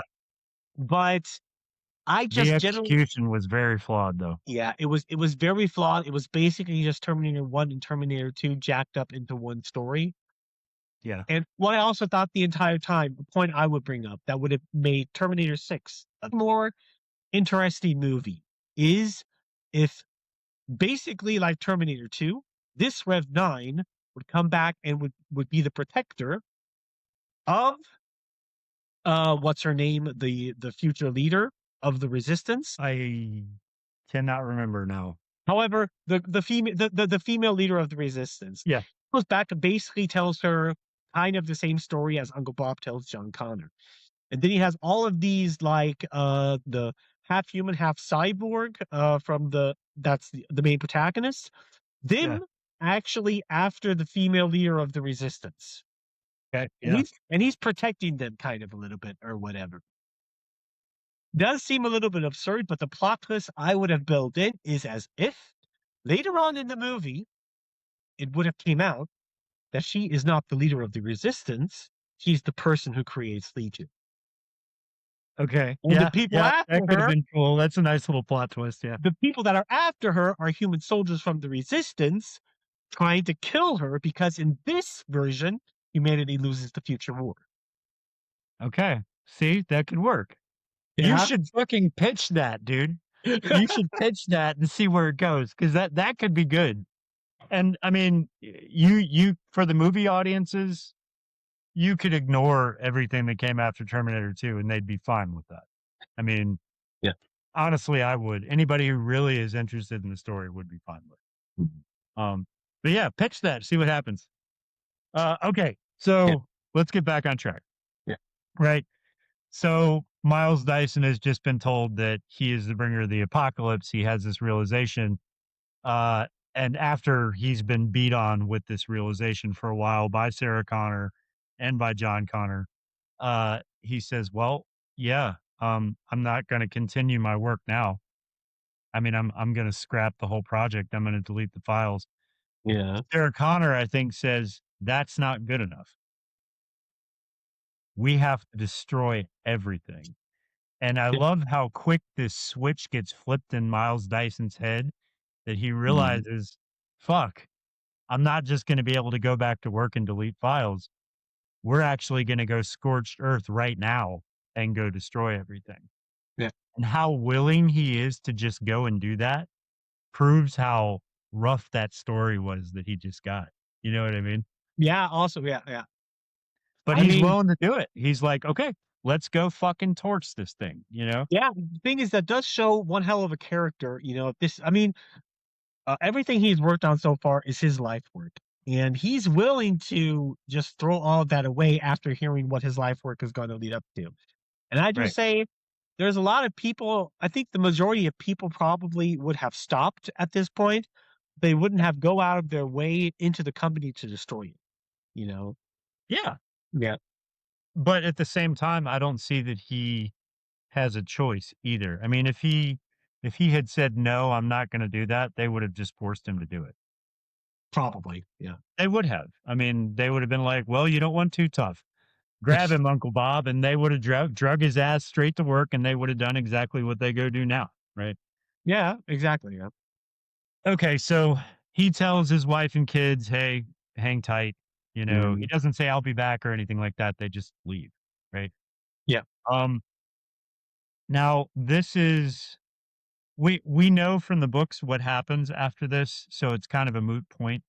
yeah, But if that didn't exist, if that extra Terminator didn't exist in the future to restart everything, they could have gone back to Mike to his wife, to Dyson's wife, because she was privy to everything that was going on and they yeah. left her alive. Now, if she would have talked or if she would have given up information enough for them to be able to recreate stuff, that's the question. And I don't think people point to this online as a plot hole, but I'm like, Yeah. she really didn't know that much about what he was doing to be able It to doesn't matter. give anybody information, I mean, right? that's the point.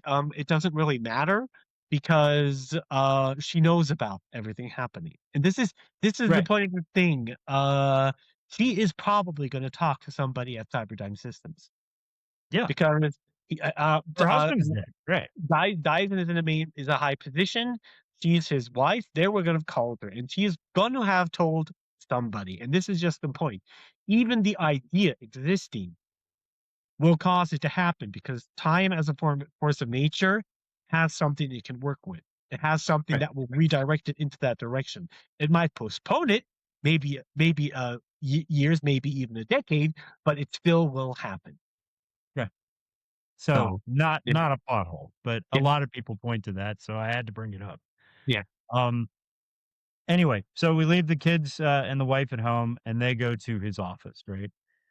Um, they get in, he walks in downstairs, and I don't know how any of them thought this shit was gonna work, because if I was a security guard on duty, and this guy walked up as fucking nervous as he looks, with these 2, like, rugged ass people behind him and a kid, I would Yeah. have called security immediately. So I don't even know why they tried this.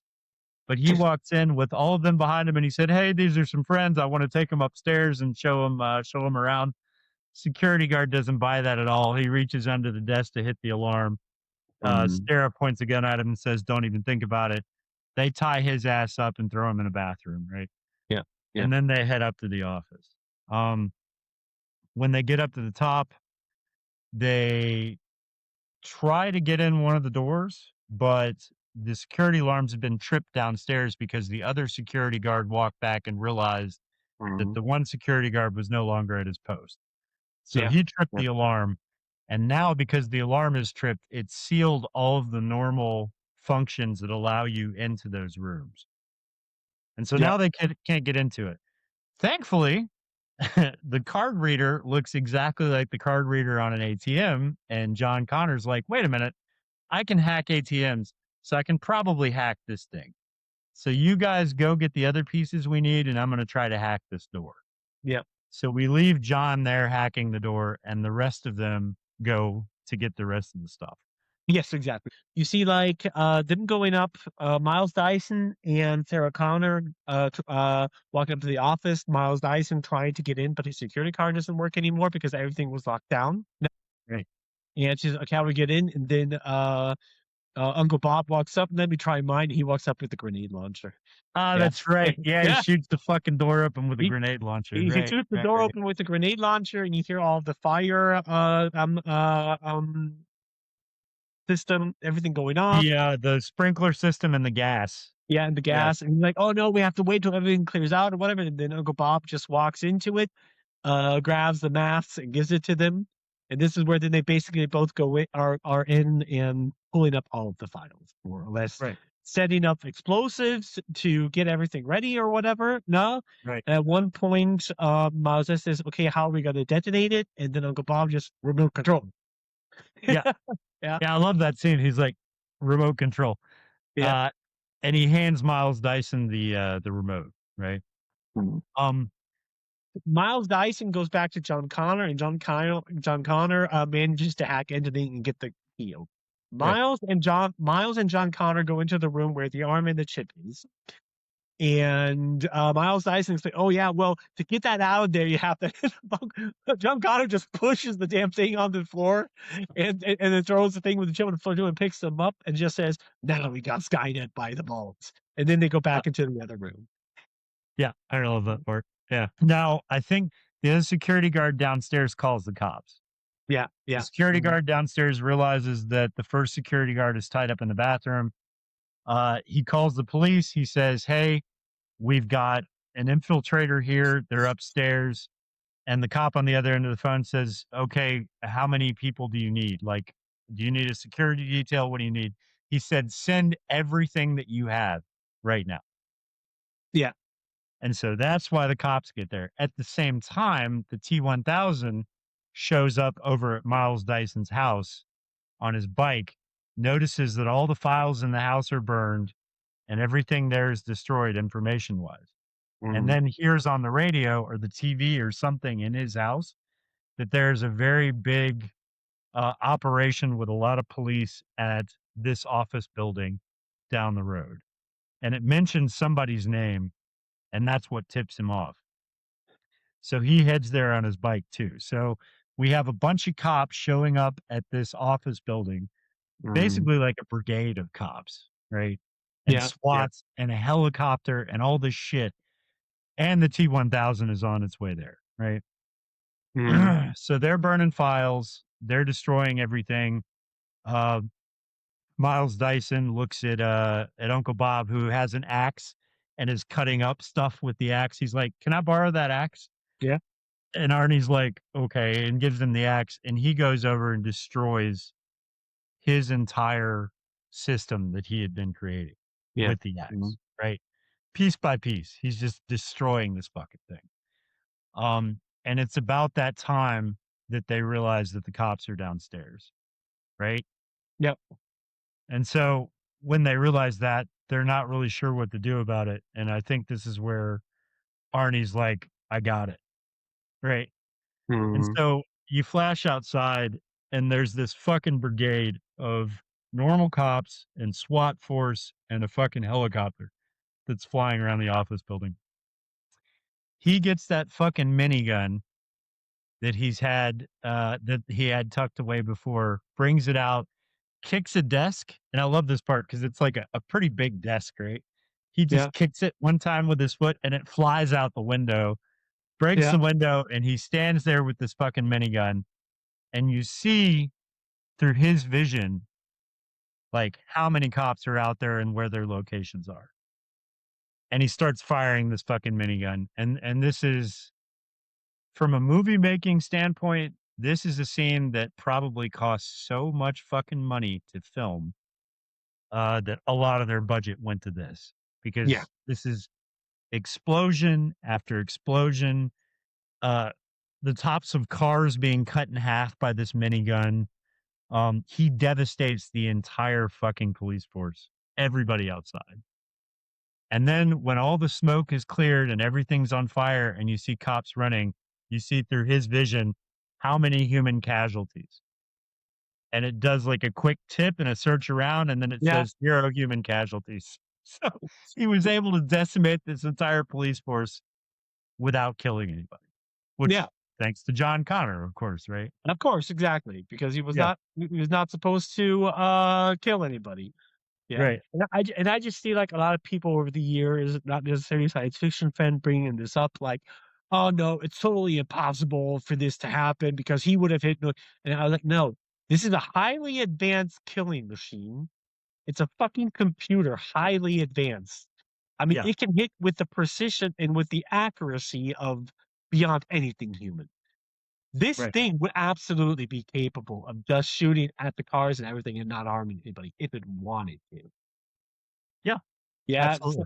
yeah, that's just what I think the Totally most believable to me. I mean, most yeah, because totally just I think believable. when I have discussions with people, you don't usually have this discussion with Terminator fans and with normal people, where you say like, "This is not a fucking human. This is Yeah, not a normal guy. It's a highly advanced robot." yeah, yeah. Yeah. It was never in question for me. I mean, Yeah. I from everything we've seen already, you know that he can do that, Yeah.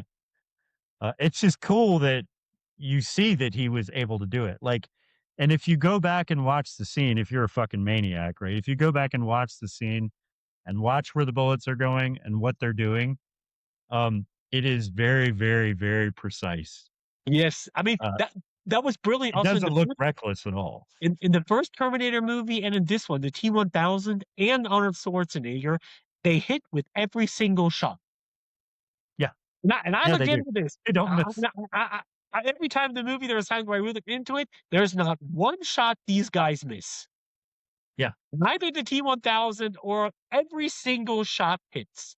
What I think yeah, is also brilliantly what Terminator does better than other science fiction things when you have robots doing this shit. It's just like you have I see a lot of science fiction movies where you have like robots or people with cyborgs missing often yeah, shots. And it's like, that's just something that kind of bothers me because these aren't humans. I right. mean, if it's a moving object, okay, maybe if they hit one, Yeah, but that's just what this one also. This is just the small details that James Cameron looks into. He makes sure that every single shot fired off by the T-1000 and Terminator is a hit.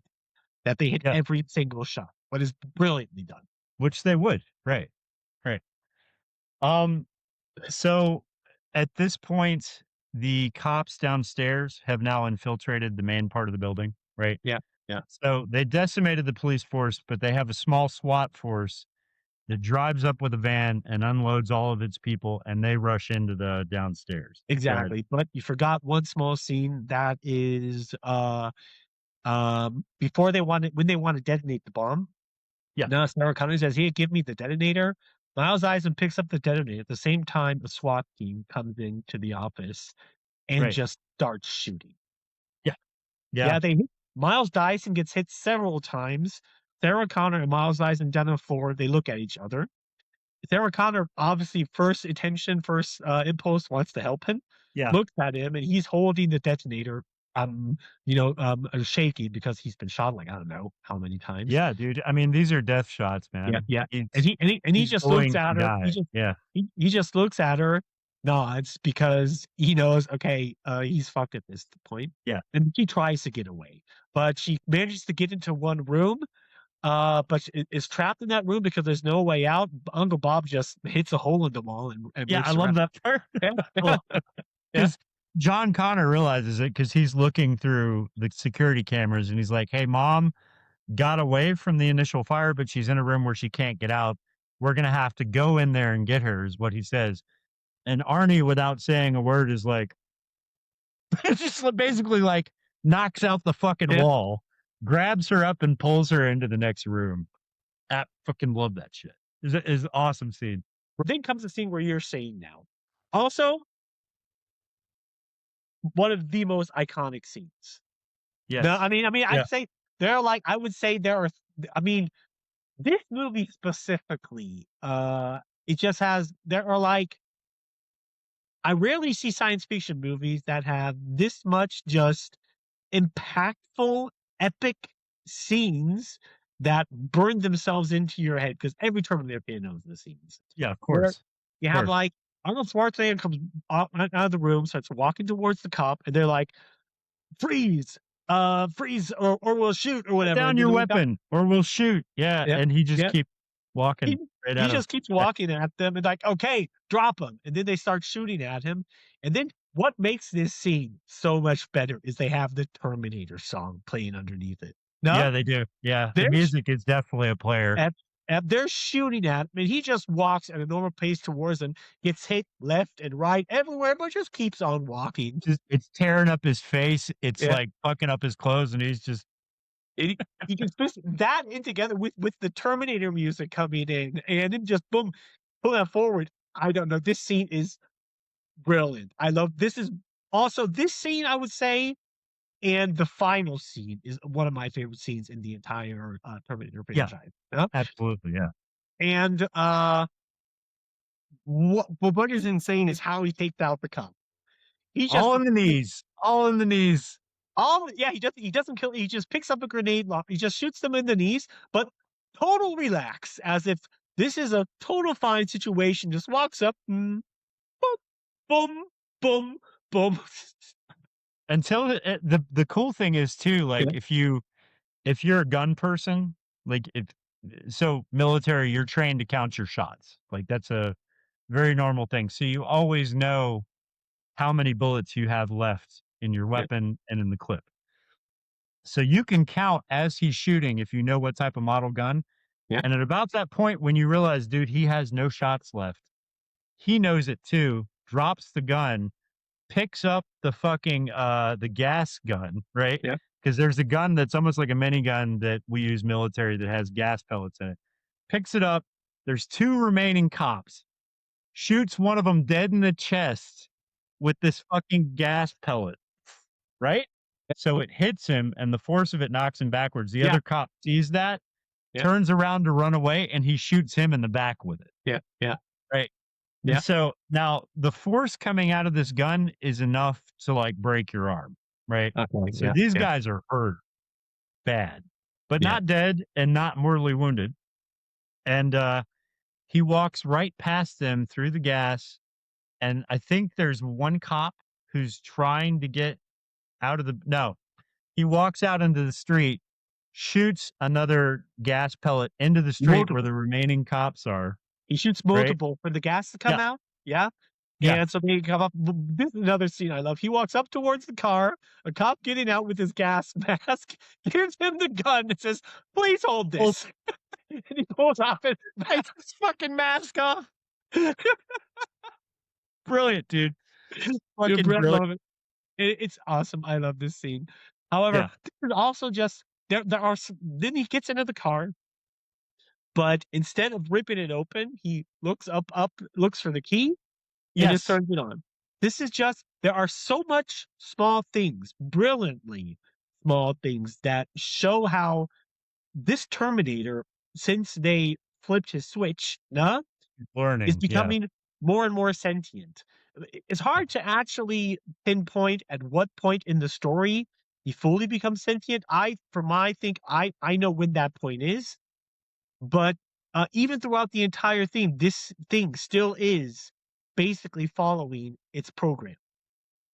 So this is not actually the point where it becomes fully sentient, but it Yeah. is, of course, it is now sentient to a certain degree, and it is developing individual personality characteristics because of that, Yeah. obviously, but it's not yet at this point. But the point where it becomes sentient is what makes it the meaning of this character to the story, in my opinion, so much more impactful. He turns on the truck, turns around, and heads back ways entirely throughout the hallway so Sarah and John Connor can get in. Right. Then they take off driving. Yep. Yep. And they're gone on the road. Yeah. At the same time. And so here's something that this is like something you don't even think about as it's happening. Mhm. But you think about it later in terms of like movie making. But the T-1000 shows up on a motorcycle, right? Now, it would make really no sense for him to drive this motorcycle into the building and up the stairs, right? But he does it, and we don't know why. But Because it looks cool. and you could say he had forethought to think maybe I might need this thing upstairs, right? Because normally the T-1000 would throw down the bike and run inside and run upstairs, but he drives the motorcycle all the way up the stairs, all the way to the top of the building, looks around, realizes everything's been destroyed, nothing is there that he can use, and then notices the fucking helicopter outside still circling, right? And so he's got this motorcycle on the second floor of this building and is like, oh, fuck it. And takes this thing, drives through the first floor, and then jumps onto the helicopter with it. Right. Yeah. So this is James Cameron like, well, we have to find a way to have this guy make it on to the helicopter when it's flying by. I don't think he's going to be able to jump. Let's just have him drive the motorcycle all the way to the stairs. And so that's why they did it, but it's done so well you don't notice that it looks off at all. Yeah. You know? However, But yeah, go ahead. it still is a point that this is criticism people bring up towards the movie, and this is also where I would say people that say that this part itself is stupid, it's valid because, but the it's I mean that is something I have to bring up. It is absolutely a valid criticism. Yes. Because just like you say, the T-1000 wouldn't have done, would have driven up with why. The reason why for me always was very specifically because it looks cool. It's an action movie, and they did it because it looks cool. Yeah. It Yeah. is. Yeah. I mean, when do you see a Harley Davidson going up 2 flights of stairs in an office building? It's cool, right? And at least he knew he had to do it to make the scene work. So at least he made it look cool. I'll give him that, right? Yeah. Yeah. Um, and it is a cool scene. So he goes out of the top of the building with the motorcycle, grabs onto the helicopter, gets in the helicopter with the guy, but that's not the cool part. The cool part is how he fucking does it, right? He ends up on the outside of this helicopter that is trying to get away now and trying to shake him off. He kind of climbs around the front and then turns back into liquid metal, goes through the windshield through a hole that's been shot there and into the seat, rematerializes not as his full self, but kind of the liquid metal version of himself, looks over, and this is a callback to Terminator 1, looks over at the driver and says, "Get out." And if you remember Terminator 1, that's exactly what the Terminator did to another guy when you took the vehicle, right? Yeah. Yeah. Just a cool callback at a really cool time. So I really like it. So now he's piloting the chopper. Yeah. Sarah, Uncle Bob, and John Connor are getting away in this police van. This thing has already been shot up. So it's missing windows, it's missing a door. So she does the best she can do to kind of bulletproof the inside of it. She's taking bulletproof vests. She's covering the windows with them so shots won't come through. She's doing the best she can while at the same time putting John in the corner and covering him with bulletproof vests. Right. Yeah. Don't move no matter what happens. Stay where you are. Cover yourself with this. Don't be a hero. And that's when you see the chopper. Right. And it's coming directly for them. They're not fast enough to keep away from this thing. Yeah. So then you get, in my opinion, and I've seen a bunch of movies, the best helicopter ground chase scene of any movie. This is fucking awesome. Yeah. And the guy that they had fly this, so they didn't just have a normal helicopter pilot who was flying this. They had a guy who had been experienced in Vietnam. Like he was a Vietnam helicopter pilot, and they were like, "Hey, so what can you do?" And there's like a little interview in one of the behind the scenes, like, "What can you do with a chopper?" And he was like, "Well, they asked me what I could do, and my answer was anything you want." And so James Cameron was like, "Could you fly one under an overpass?" He's like, "Yeah, that's easy." He's like, "Could you fly like you're about to hit an overpass bridge and then all of a sudden dodge it?" And he's like, "Yeah, I can do that too. Extremely dangerous, but I can do it." James Cameron was like, "Great, do it." The guy that's in this chopper, he said he was having the time of his life because he never imagined that he'd be able to do something like this in America on film. So he said he was like a kid in a candy store the entire time he was getting to film this. And the shots are fucking incredible. Yeah. Yeah. This thing goes under one overpass, right over the top of another one, dodging it. And the whole time there's bullets flying back and forth from their vehicle to the chopper. And dude, it's cool as fuck. It's cool as fuck. Brilliant. It's Yep. one of the most amazing chase scenes I've ever seen. Eventually the chopper comes and I think it actually rams the back of their truck, right? Doesn't he like fly the nose of the chopper into the back of the truck? No.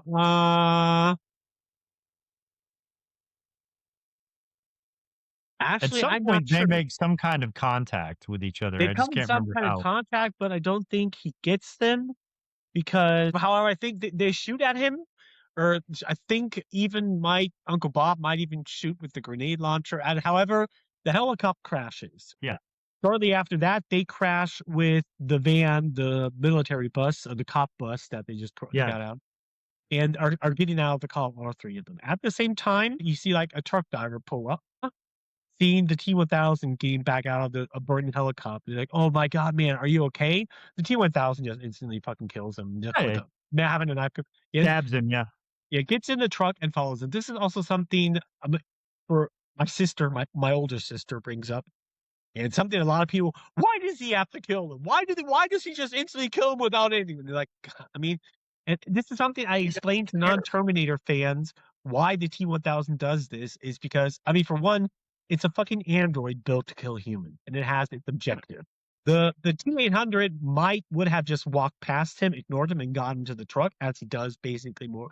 But however, this is a fucking robot, and this guy might possess a risk to it achieving its objective. So just takes him out. And human lives mean nothing to it because obviously it's a Terminator. Right. However, what a funny scene is you have like this other guy in his truck coming out like, oh my God, are you guys all okay? Yeah. And he looks at Uncle Bob's face, and Uncle Bob, seeing his metal bones looking out, just instantly shocked him. They see the T-1000 driving up towards him with a truck. Yeah. And he's like, we need your truck. And they get in the truck and take off. Yeah. This is, I think, the scene where the truck actually multiple times catches up to them. No. And they're driving. He rams them with it. Yeah. Yeah. And John Connor's, oh, you have to drive faster. No. And then Uncle Bob is like, this is the highest, what does he say? This is the vehicle's top speed. This is the vehicle's top speed. John Connor's like, well, I can run faster. However, they pull off the interstate and are driving off the street. This is also a great scene, by the way, where Arnold Schwarzenegger, I think, says to Sarah or to John Connor, take the wheel. He gets up on the roof, climbs over to the other truck, and just blasts a full magazine of bullets into the T. He actually reloads. If you watch the scene, yeah. So it's an M4 that he has, and he points it directly into the cab, puts it on auto, and just fires until a 40-round clip is empty. When the 40-round clip is empty, it's almost an instant blink if you miss it thing. He drops the magazine, puts another one in, pulls the charging handle back, and fires another 40-round magazine directly into the face of this fucking thing. Yeah. And it's so robotic looking. Like, this would have had to have been practiced multiple times to get it right. But this is exactly how a fully functioning cyborg meant to kill human beings would do this. Yeah. One hand, unload and reload, almost no break in firing whatsoever. It's just a really fucking cool maneuver. And it is awesome. He grabs the steering wheel, pulls it a full 180 over. The truck, of course, falls over. In the process, just falls on the floor and keeps on sliding. You see, like this one steel factory where all the guns are getting out of the way because oh shit, something's happening. Right. You see, like the truck hit the walls and bending, having all of this truck, by the way, is a liquid nitrogen truck. Yeah. It basically opening up. Uncle Bob jumps off the truck. Yeah. John and Sarah Connor are protected from the liquid nitrogen because they're still in the truck. This is next scene, by the way, where you first time think the T-1000 is destroyed. Yes. He gets out of the truck into the liquid nitrogen, freezes instantly, tries to walk towards them. You see his one foot break off, then his other foot break off, him falling down to the floor, getting back up, his hand breaking off, and then just freezing. Yeah. Next, brilliant, epic scene of the Terminator franchise. Arnie points a gun, hasta la vista, baby. Which is what John told him to say earlier. Yeah. It's fucking great. T-1000 special effects here are awesome too, man. Really, I mean, there are rarely movies that will have this good special effects. And not only that the effects are good, it's the way they are used specifically in the story at the right time, what makes them so insanely impactful. Right. Well, you see the T-1000 fall into 1,000 pieces. Right. They all get out for a short second, think, okay, it's over. And then you see, like, from the steel factory, the melted iron or steel, whatever it is, Yeah, it's a steel plant. Yeah. the steel plant, basically warming back up the pieces. And then you see, like, then Uncle Bob says, "Okay, we don't have much time." This Yeah. is where the T-1000 manages to reform itself. You see Right. all of the metal melting again, and then coming back together, and then the T-1000 forming out of it again. Right. Then they start to run. Right. And Exactly. now here's the scene that comes if you've seen the original theatrical movie and that was the last time you saw it. There's a scene here that is now put back in the film that I don't know if we ever got any explanation as to why these were pulled out of the movie. But looking at it now, it makes so much more sense that this was there because when he got frozen and then shot and all the pieces had to come back together, that caused some type of system damage to his however this thing is programmed, I don't know. Yeah. But Yeah. it caused some kind of damage in the what would you call this function it has? Like its mimic Shape-shifting. function? The shape-shifting function. Shape-shifting, yeah.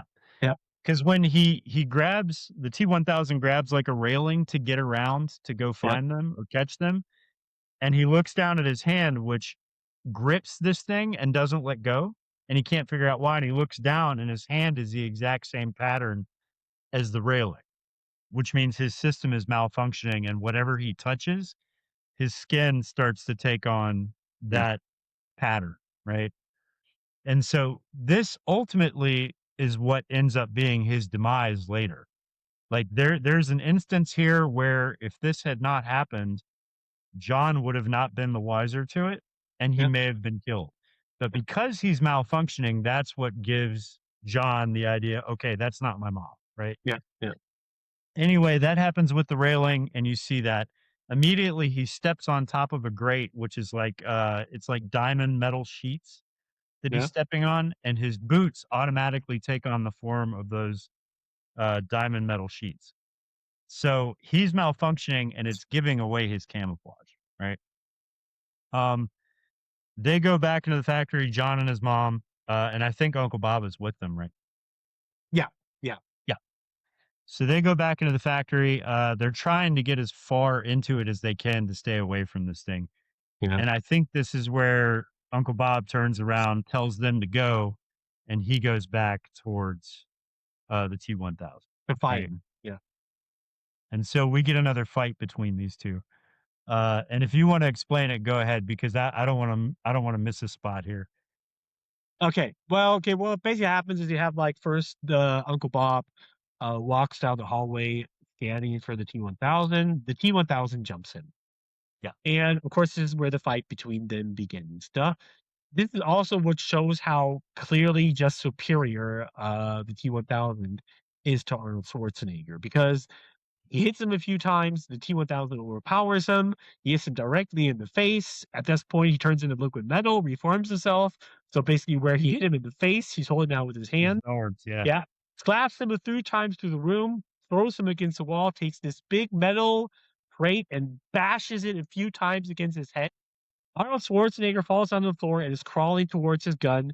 At this moment, the T-1000 takes a pipe and just sticks it through his chest. Yeah. You see the electricity all going off, and basically Uncle Bob, at this point, when you believe, is destroyed. Huh? Yeah. We missed one part there though. Yeah. And this is a part that this is a part that forms a plot hole, right? And this is the part that I was talking about Okay. that you've Yeah. probably heard before. So the first time that this thing kicks him across the room, Arnold gets his arm stuck in a gear, right? And the gear crushes his arm and he's basically stuck to this gear. Yeah. Yeah. And so to get himself out of it, he realizes he can't rip the arm off. Yeah. So he has to take a steel bar with the other hand, stick it through his arm, and then pry his arm off in the gear. So in that gear is an arm from here down. Yeah.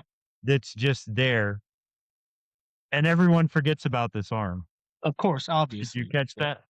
Yeah, I caught it, but I haven't gave it that much thought.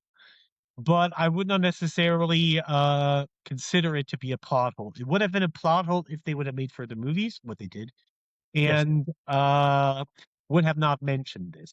Let's just say, for example, Terminator 3, there was already established that Judgment Day was just postponed. Yeah. How did they manage to? I mean, you have this arm in it or whatever. Yeah. This arm probably was found, and that at least helped them recover some of the data and continue the work on Skynet. That's how I Right. would have brought it. Okay. But I would not necessarily consider it a plot hole. I mean, Well, it's the just only reason I consider it a plot hole is because at the end here, when we see what happens with Uncle Bob towards the end, he doesn't mention it, even though as a computer, he should realize that it's there, right? yeah, But doesn't think about it. And maybe that's because it really doesn't matter. I don't know. Maybe the most important thing is the chip yeah, and his whole body, right? yeah, yeah. Maybe that might be the point.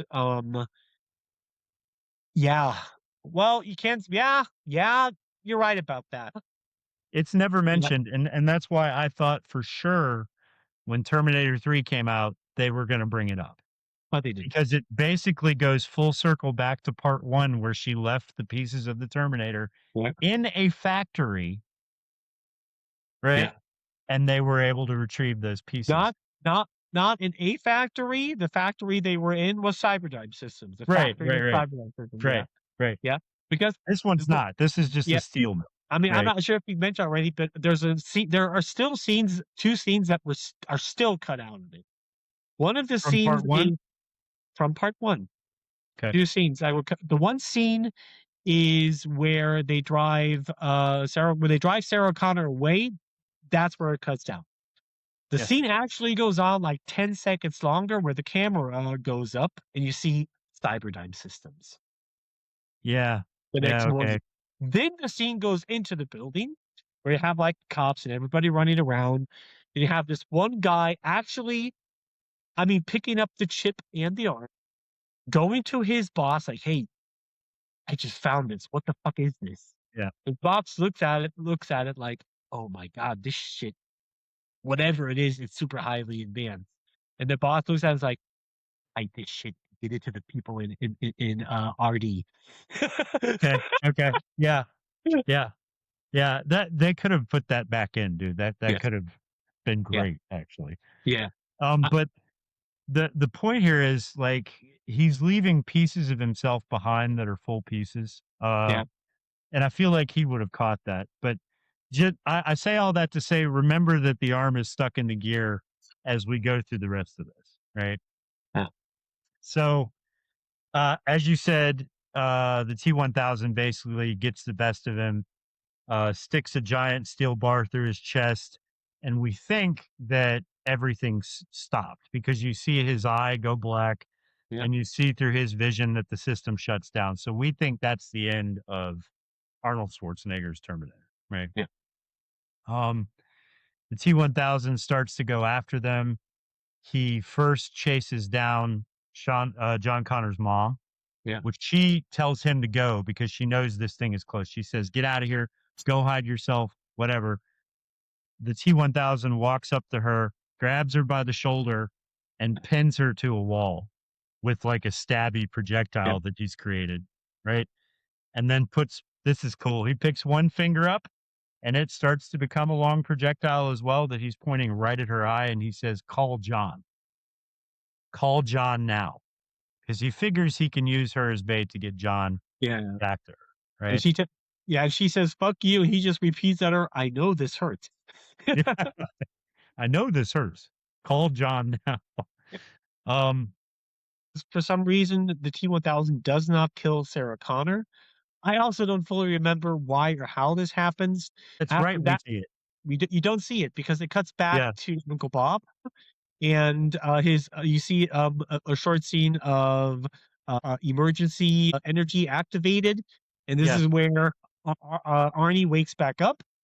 Terminator scene starts playing up, and he starts pulling out the pipe, grabs it, Yeah. and grabs his gun.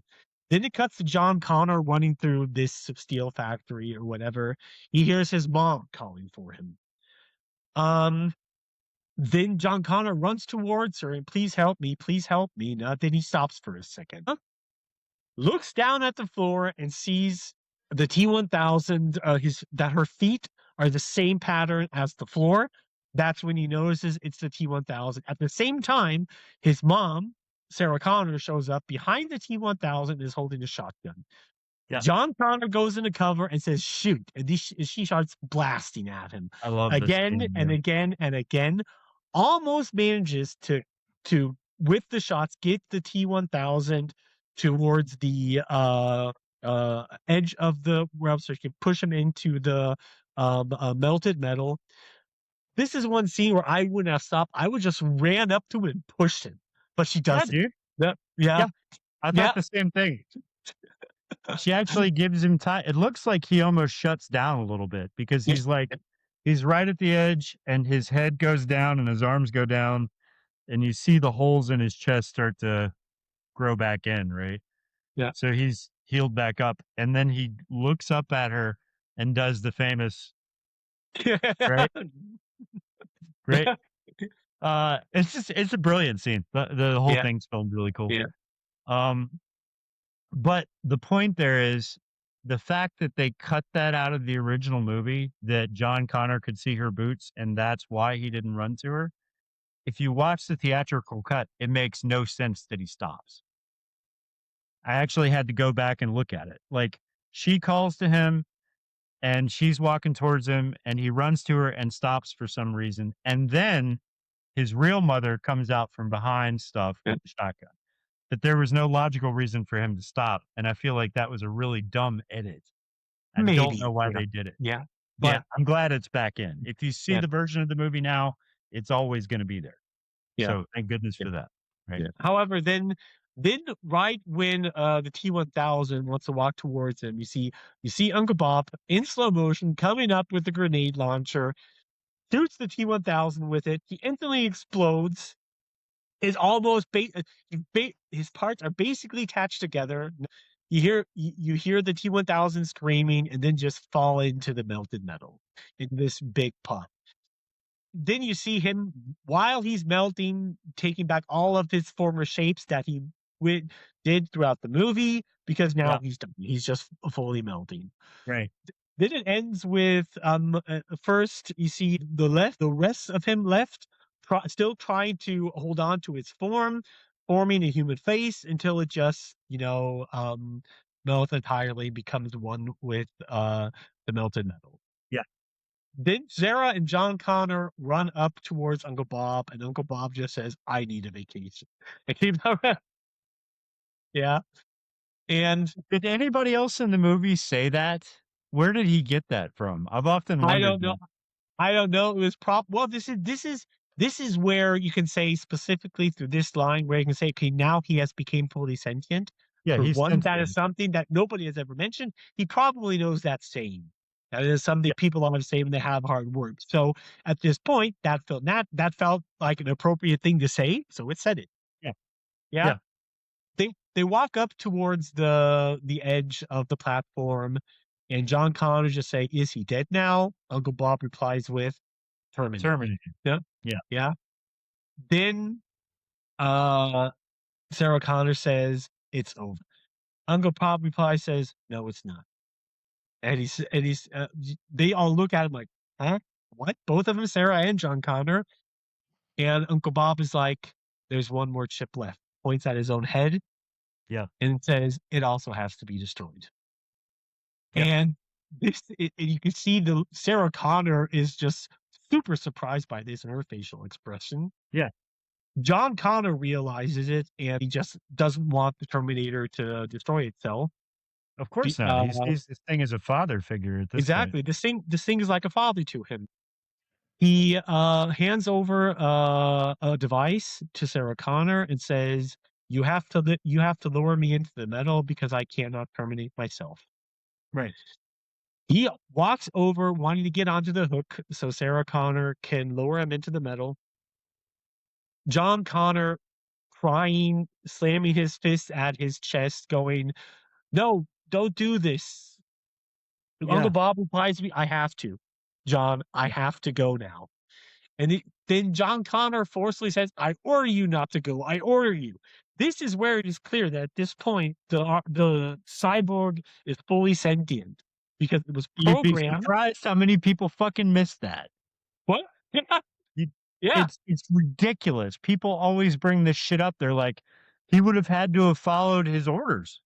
And I'm like, "Do you not realize that he's sentient at this point?" yeah, You yeah. know what I mean? This is what shows that he has become fully sentient now. He is Right, capable now of ignoring his programming. Because right. John Connor is like, don't do this, don't do this. And he keeps on doing it and pushes John Connor by side. Yeah. This is like, this scene alone, he turns around at John Connor crying, wipes away John Connor's tears. This is a very, I think, emotional and very, I would say, wholesome scene Yeah, where the absolutely. Terminator looks at John Connor and says, "Now I understand why humans cry. Right. But sadly, it's something I can never do." Yeah, Yeah, yeah. It's a and fucking heart-tugging scene in the it is. middle of a crazy action film, Yeah, yeah, and perfectly placed too. yeah, Like, they knew what they were doing here. yeah, Absolutely. absolutely. And then he gets onto the hook and says goodbye, and Sarah Connor starts lowering him into the metal. And I mean, this is the famous scene where you say a lot of people say women cry at the end of Titanic, guys cry Men at the cry at end of the end of Terminator Terminator. 2 because It's she true. does. It's true. It's Yeah, true. because she starts lowering him into the metal, and the Terminator song starts to play. But Yeah. but a more, I would say, a more classical, a more epic final version of Mhm. the song. And it's just, this is super heart touching and very sad. Yeah. I mean, I think I cried the first few times I saw this movie. Really? Yeah. Yeah. As a Oh, young shit. kid, I cried I cried. Him lowering Yeah, himself because into the well, I mean, he was a very non-likable robotic character, but by the end of the film, he's a character that you yeah, really yeah, like, you know? yeah, yeah. Plus, he's a total badass. Yeah, oh, that Um, too. Yeah, he's total badass. Yeah. Yeah, and however, when the tournament music plays off shortly before he is fully lowered into the metal, he forms his hand to a thumbs up yep. to John Connor, and then And Uncle that Bob. has been reused in so many fucking video games. That thumbs up when you land in the lava thing. I Yeah, can't remember how many video games, but there's a shit ton. If you end up in lava, the character will do this as it's sinking. Doom is one of them. All yeah, the Doom games, right? yeah, Uh, but yeah, yeah. But yeah, it's overused. But in this scene, it specifically makes sense because this is the one last way for Uncle Bob or the Terminator to just signalize to Sarah Connor and to John Connor that everything will be okay. So then it it cuts to this road where Sarah Connor says we are now heading towards an uncertain future. yeah, We don't know what is going to happen, but what gives me hope is that if a Terminator can learn to value human life, maybe one day we can too. yeah, And this is also the philosophical aspect of it. What I just find brilliantly done by James Cameron in the last yeah, detail. Even the way it's written, the way it's executed and filmed, and everything. You have this cyborg that was designed and engineered to kill humans. This is what also within the same story of Terminator, of the evil AI one destroy humanity, flipping that on its head, yeah, because you have like this cyborg designed to kill humans become sentient, and instead of basically doing what it was developed to do, kill humanity, it decides to sacrifice itself for the sake of humanity. yeah. Now, That's crazy. that is really fucking crazy, and just what makes, for me, this specifically very, very impactful. Also something that just fucking pisses me off about all the other movies. That Yeah, make I was gonna say the Yeah, exact same thing. That aspect is missing from every other movie. yeah, and it's just like because Every other movie makes this sacrifice from the Terminator, and this sacrifice specifically is very, very important due to the fact what the Terminator was and what it became. Right. That's what made specifically this so impactful. A killing machine becomes sentient and then sacrifices itself for humanity's sake.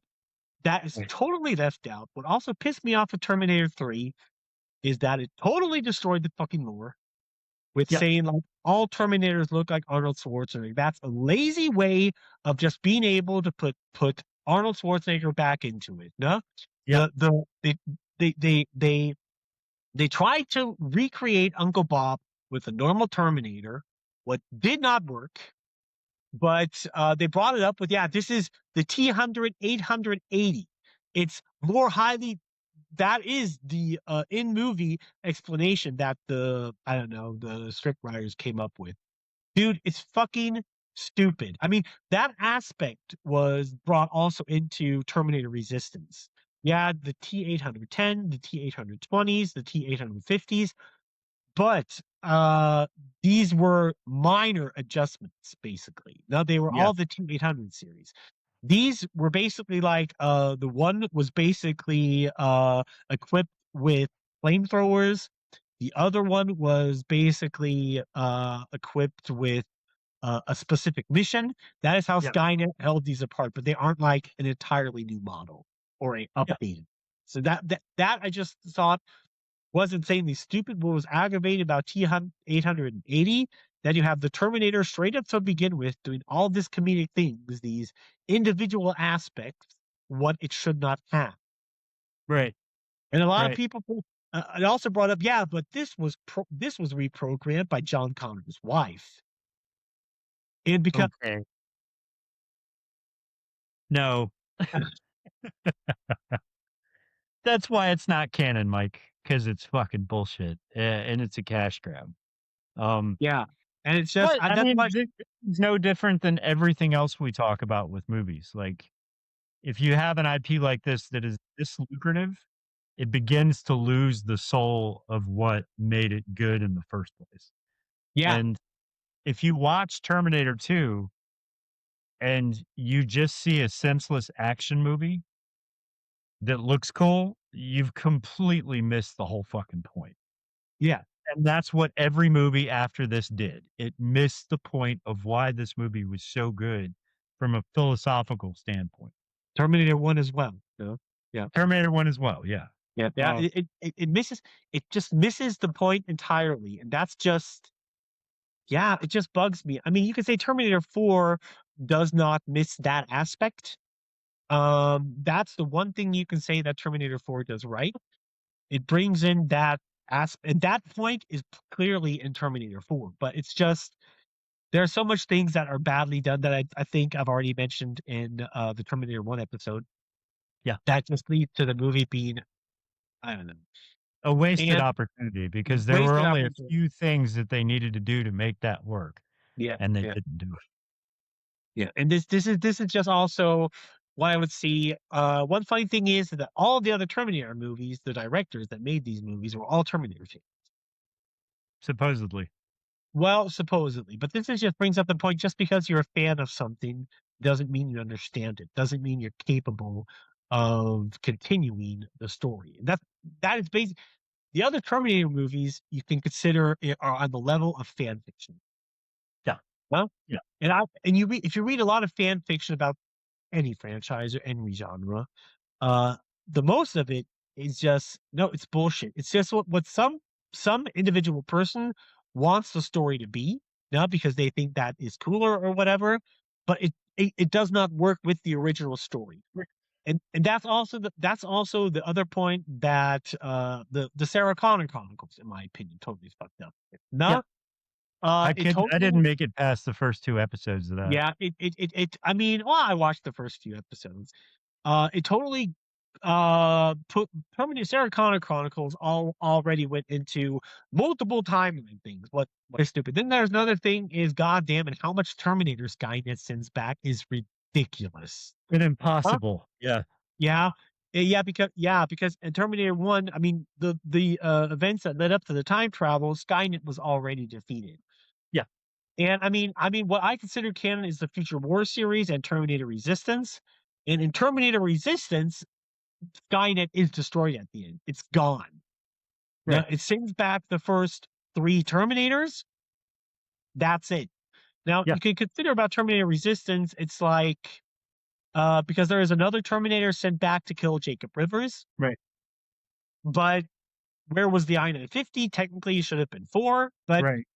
who knows? That could have been a Terminator that was overlooked. But It small, it doesn't. That's small stuff, yeah, and small, honestly, it doesn't matter. What we need to do is get a definitive answer on whether or not the books and the video game are actually canon, because I would love to know that. Because if they are, it all makes sense. It all makes sense.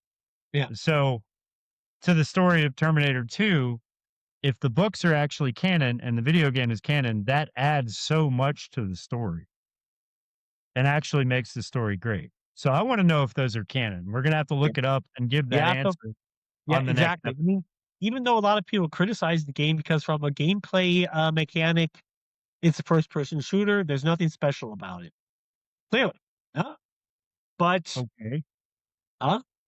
Okay. I mean, the story in the video game is excellent. That's the point. That is what I wanted to bring up. What makes Terminator Resistance unique as a game is the story, the vibe, and the atmosphere. Right.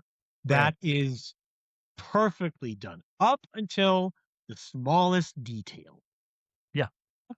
There are even locations from the movies in the video game that you visit Mhm. in the post-apocalyptic world. The Mhm. restaurant, for example, where Sarah Connor worked at.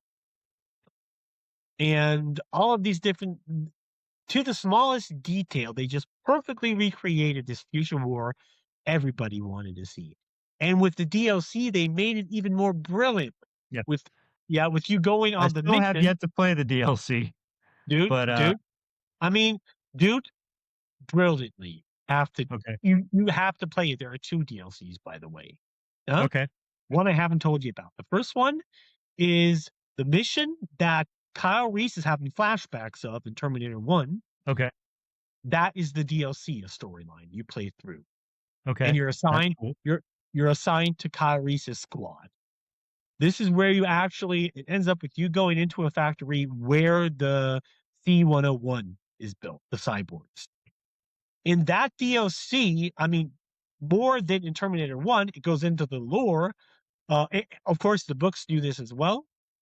Basically, retcons the concept that every Terminator looks like Arnold Schwarzenegger. Yeah. It is only the T-101 model that looks like Arnold Schwarzenegger because Which makes sense.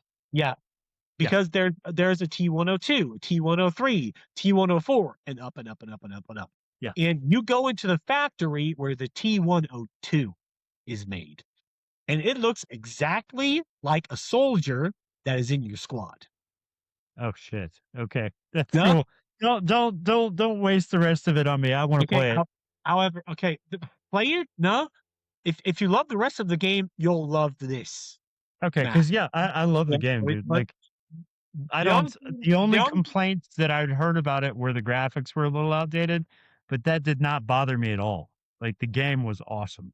yeah, of course, the graphics were outdated. Valid criticism towards the video game. But the point is, if that's the only thing, I don't give a fuck. I don't I don't either, care. I don't care if the graphics of a game are outdated or not. If the rest of it is brilliant, no. dude. I still What play that? the original Doom all the time. Yeah. I don't give a What fuck. exactly? What that game is to me.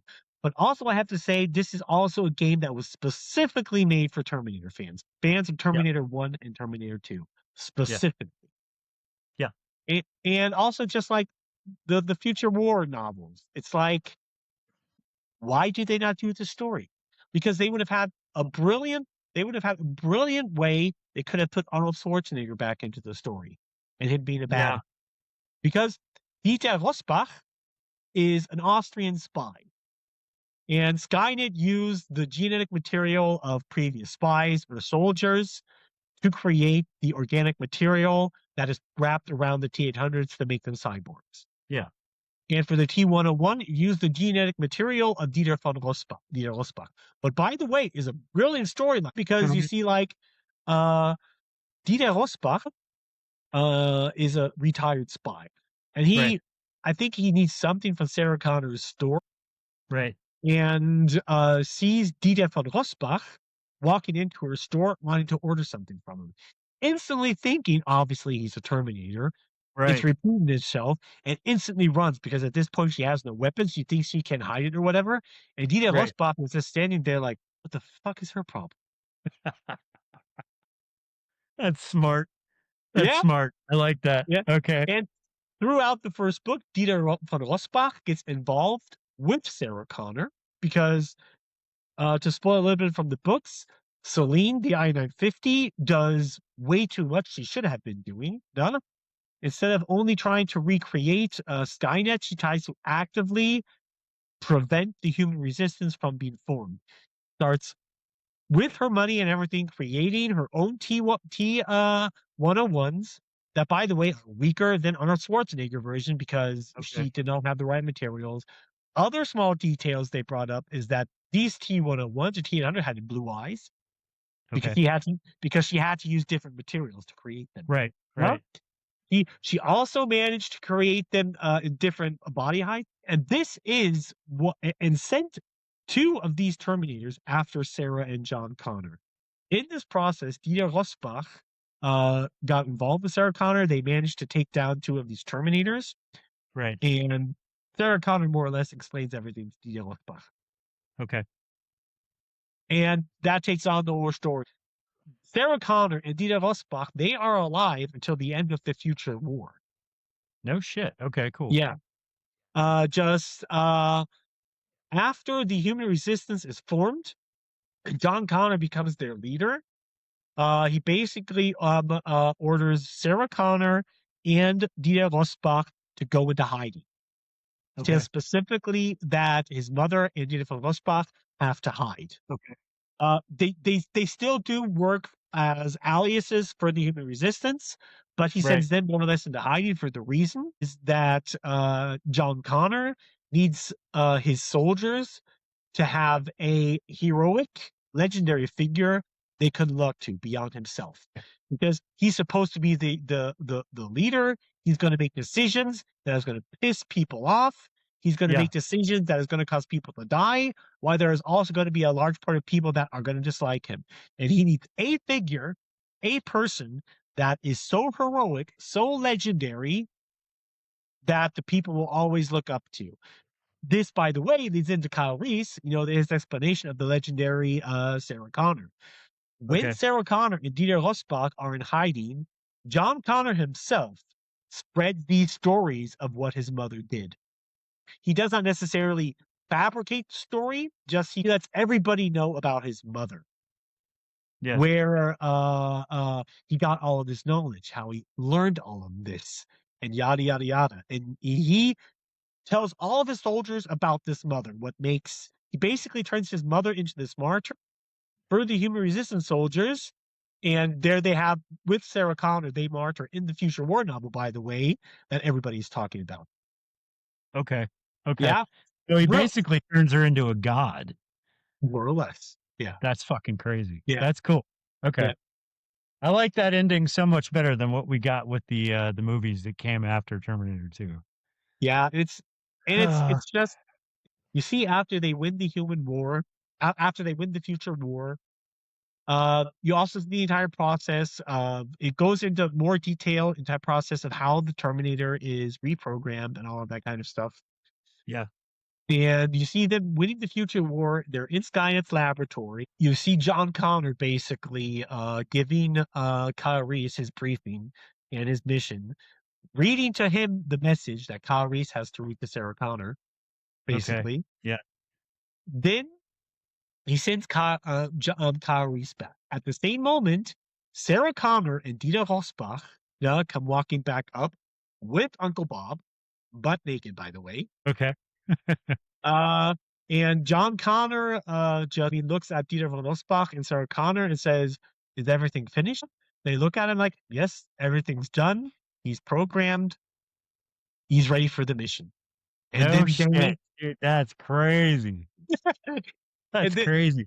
yeah, then they send back Uncle Bob, and they have John Connor basically signing. I'm not entirely sure what he says. He's standing there with Sarah Connor and Dieter Rosbach, and said like, "Yeah, in the end, everything went out.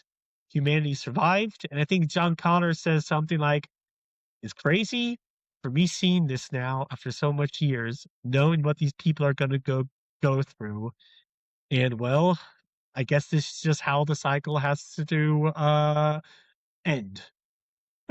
That's crazy, dude. And that's the end of the story. Okay.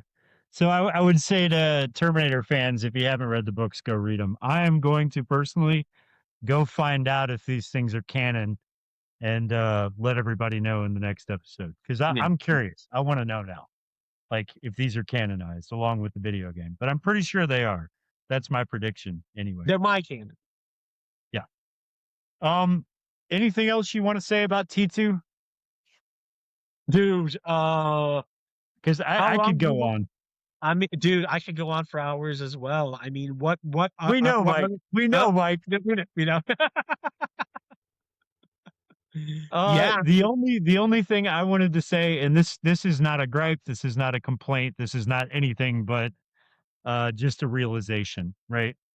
So James Cameron really doesn't have any flaws in any of the movies that he's done that he's actually written and cared about. Another one of those being Aliens, right? But he has a very certain way that he knows to end a movie, right? And this is something that other people have brought up. I realized it myself and then realized that a whole bunch of other people had realized it. If you think about Aliens, of course, he had nothing to do with Alien, the first movie. Yeah. But she blows the creature out of an airlock in space in the first movie. Second movie, she blows the creature out of an airlock in space, right? Yeah. This is a James Cameron movie. In Terminator 1, the first Terminator gets terminated in a factory that they just happen upon.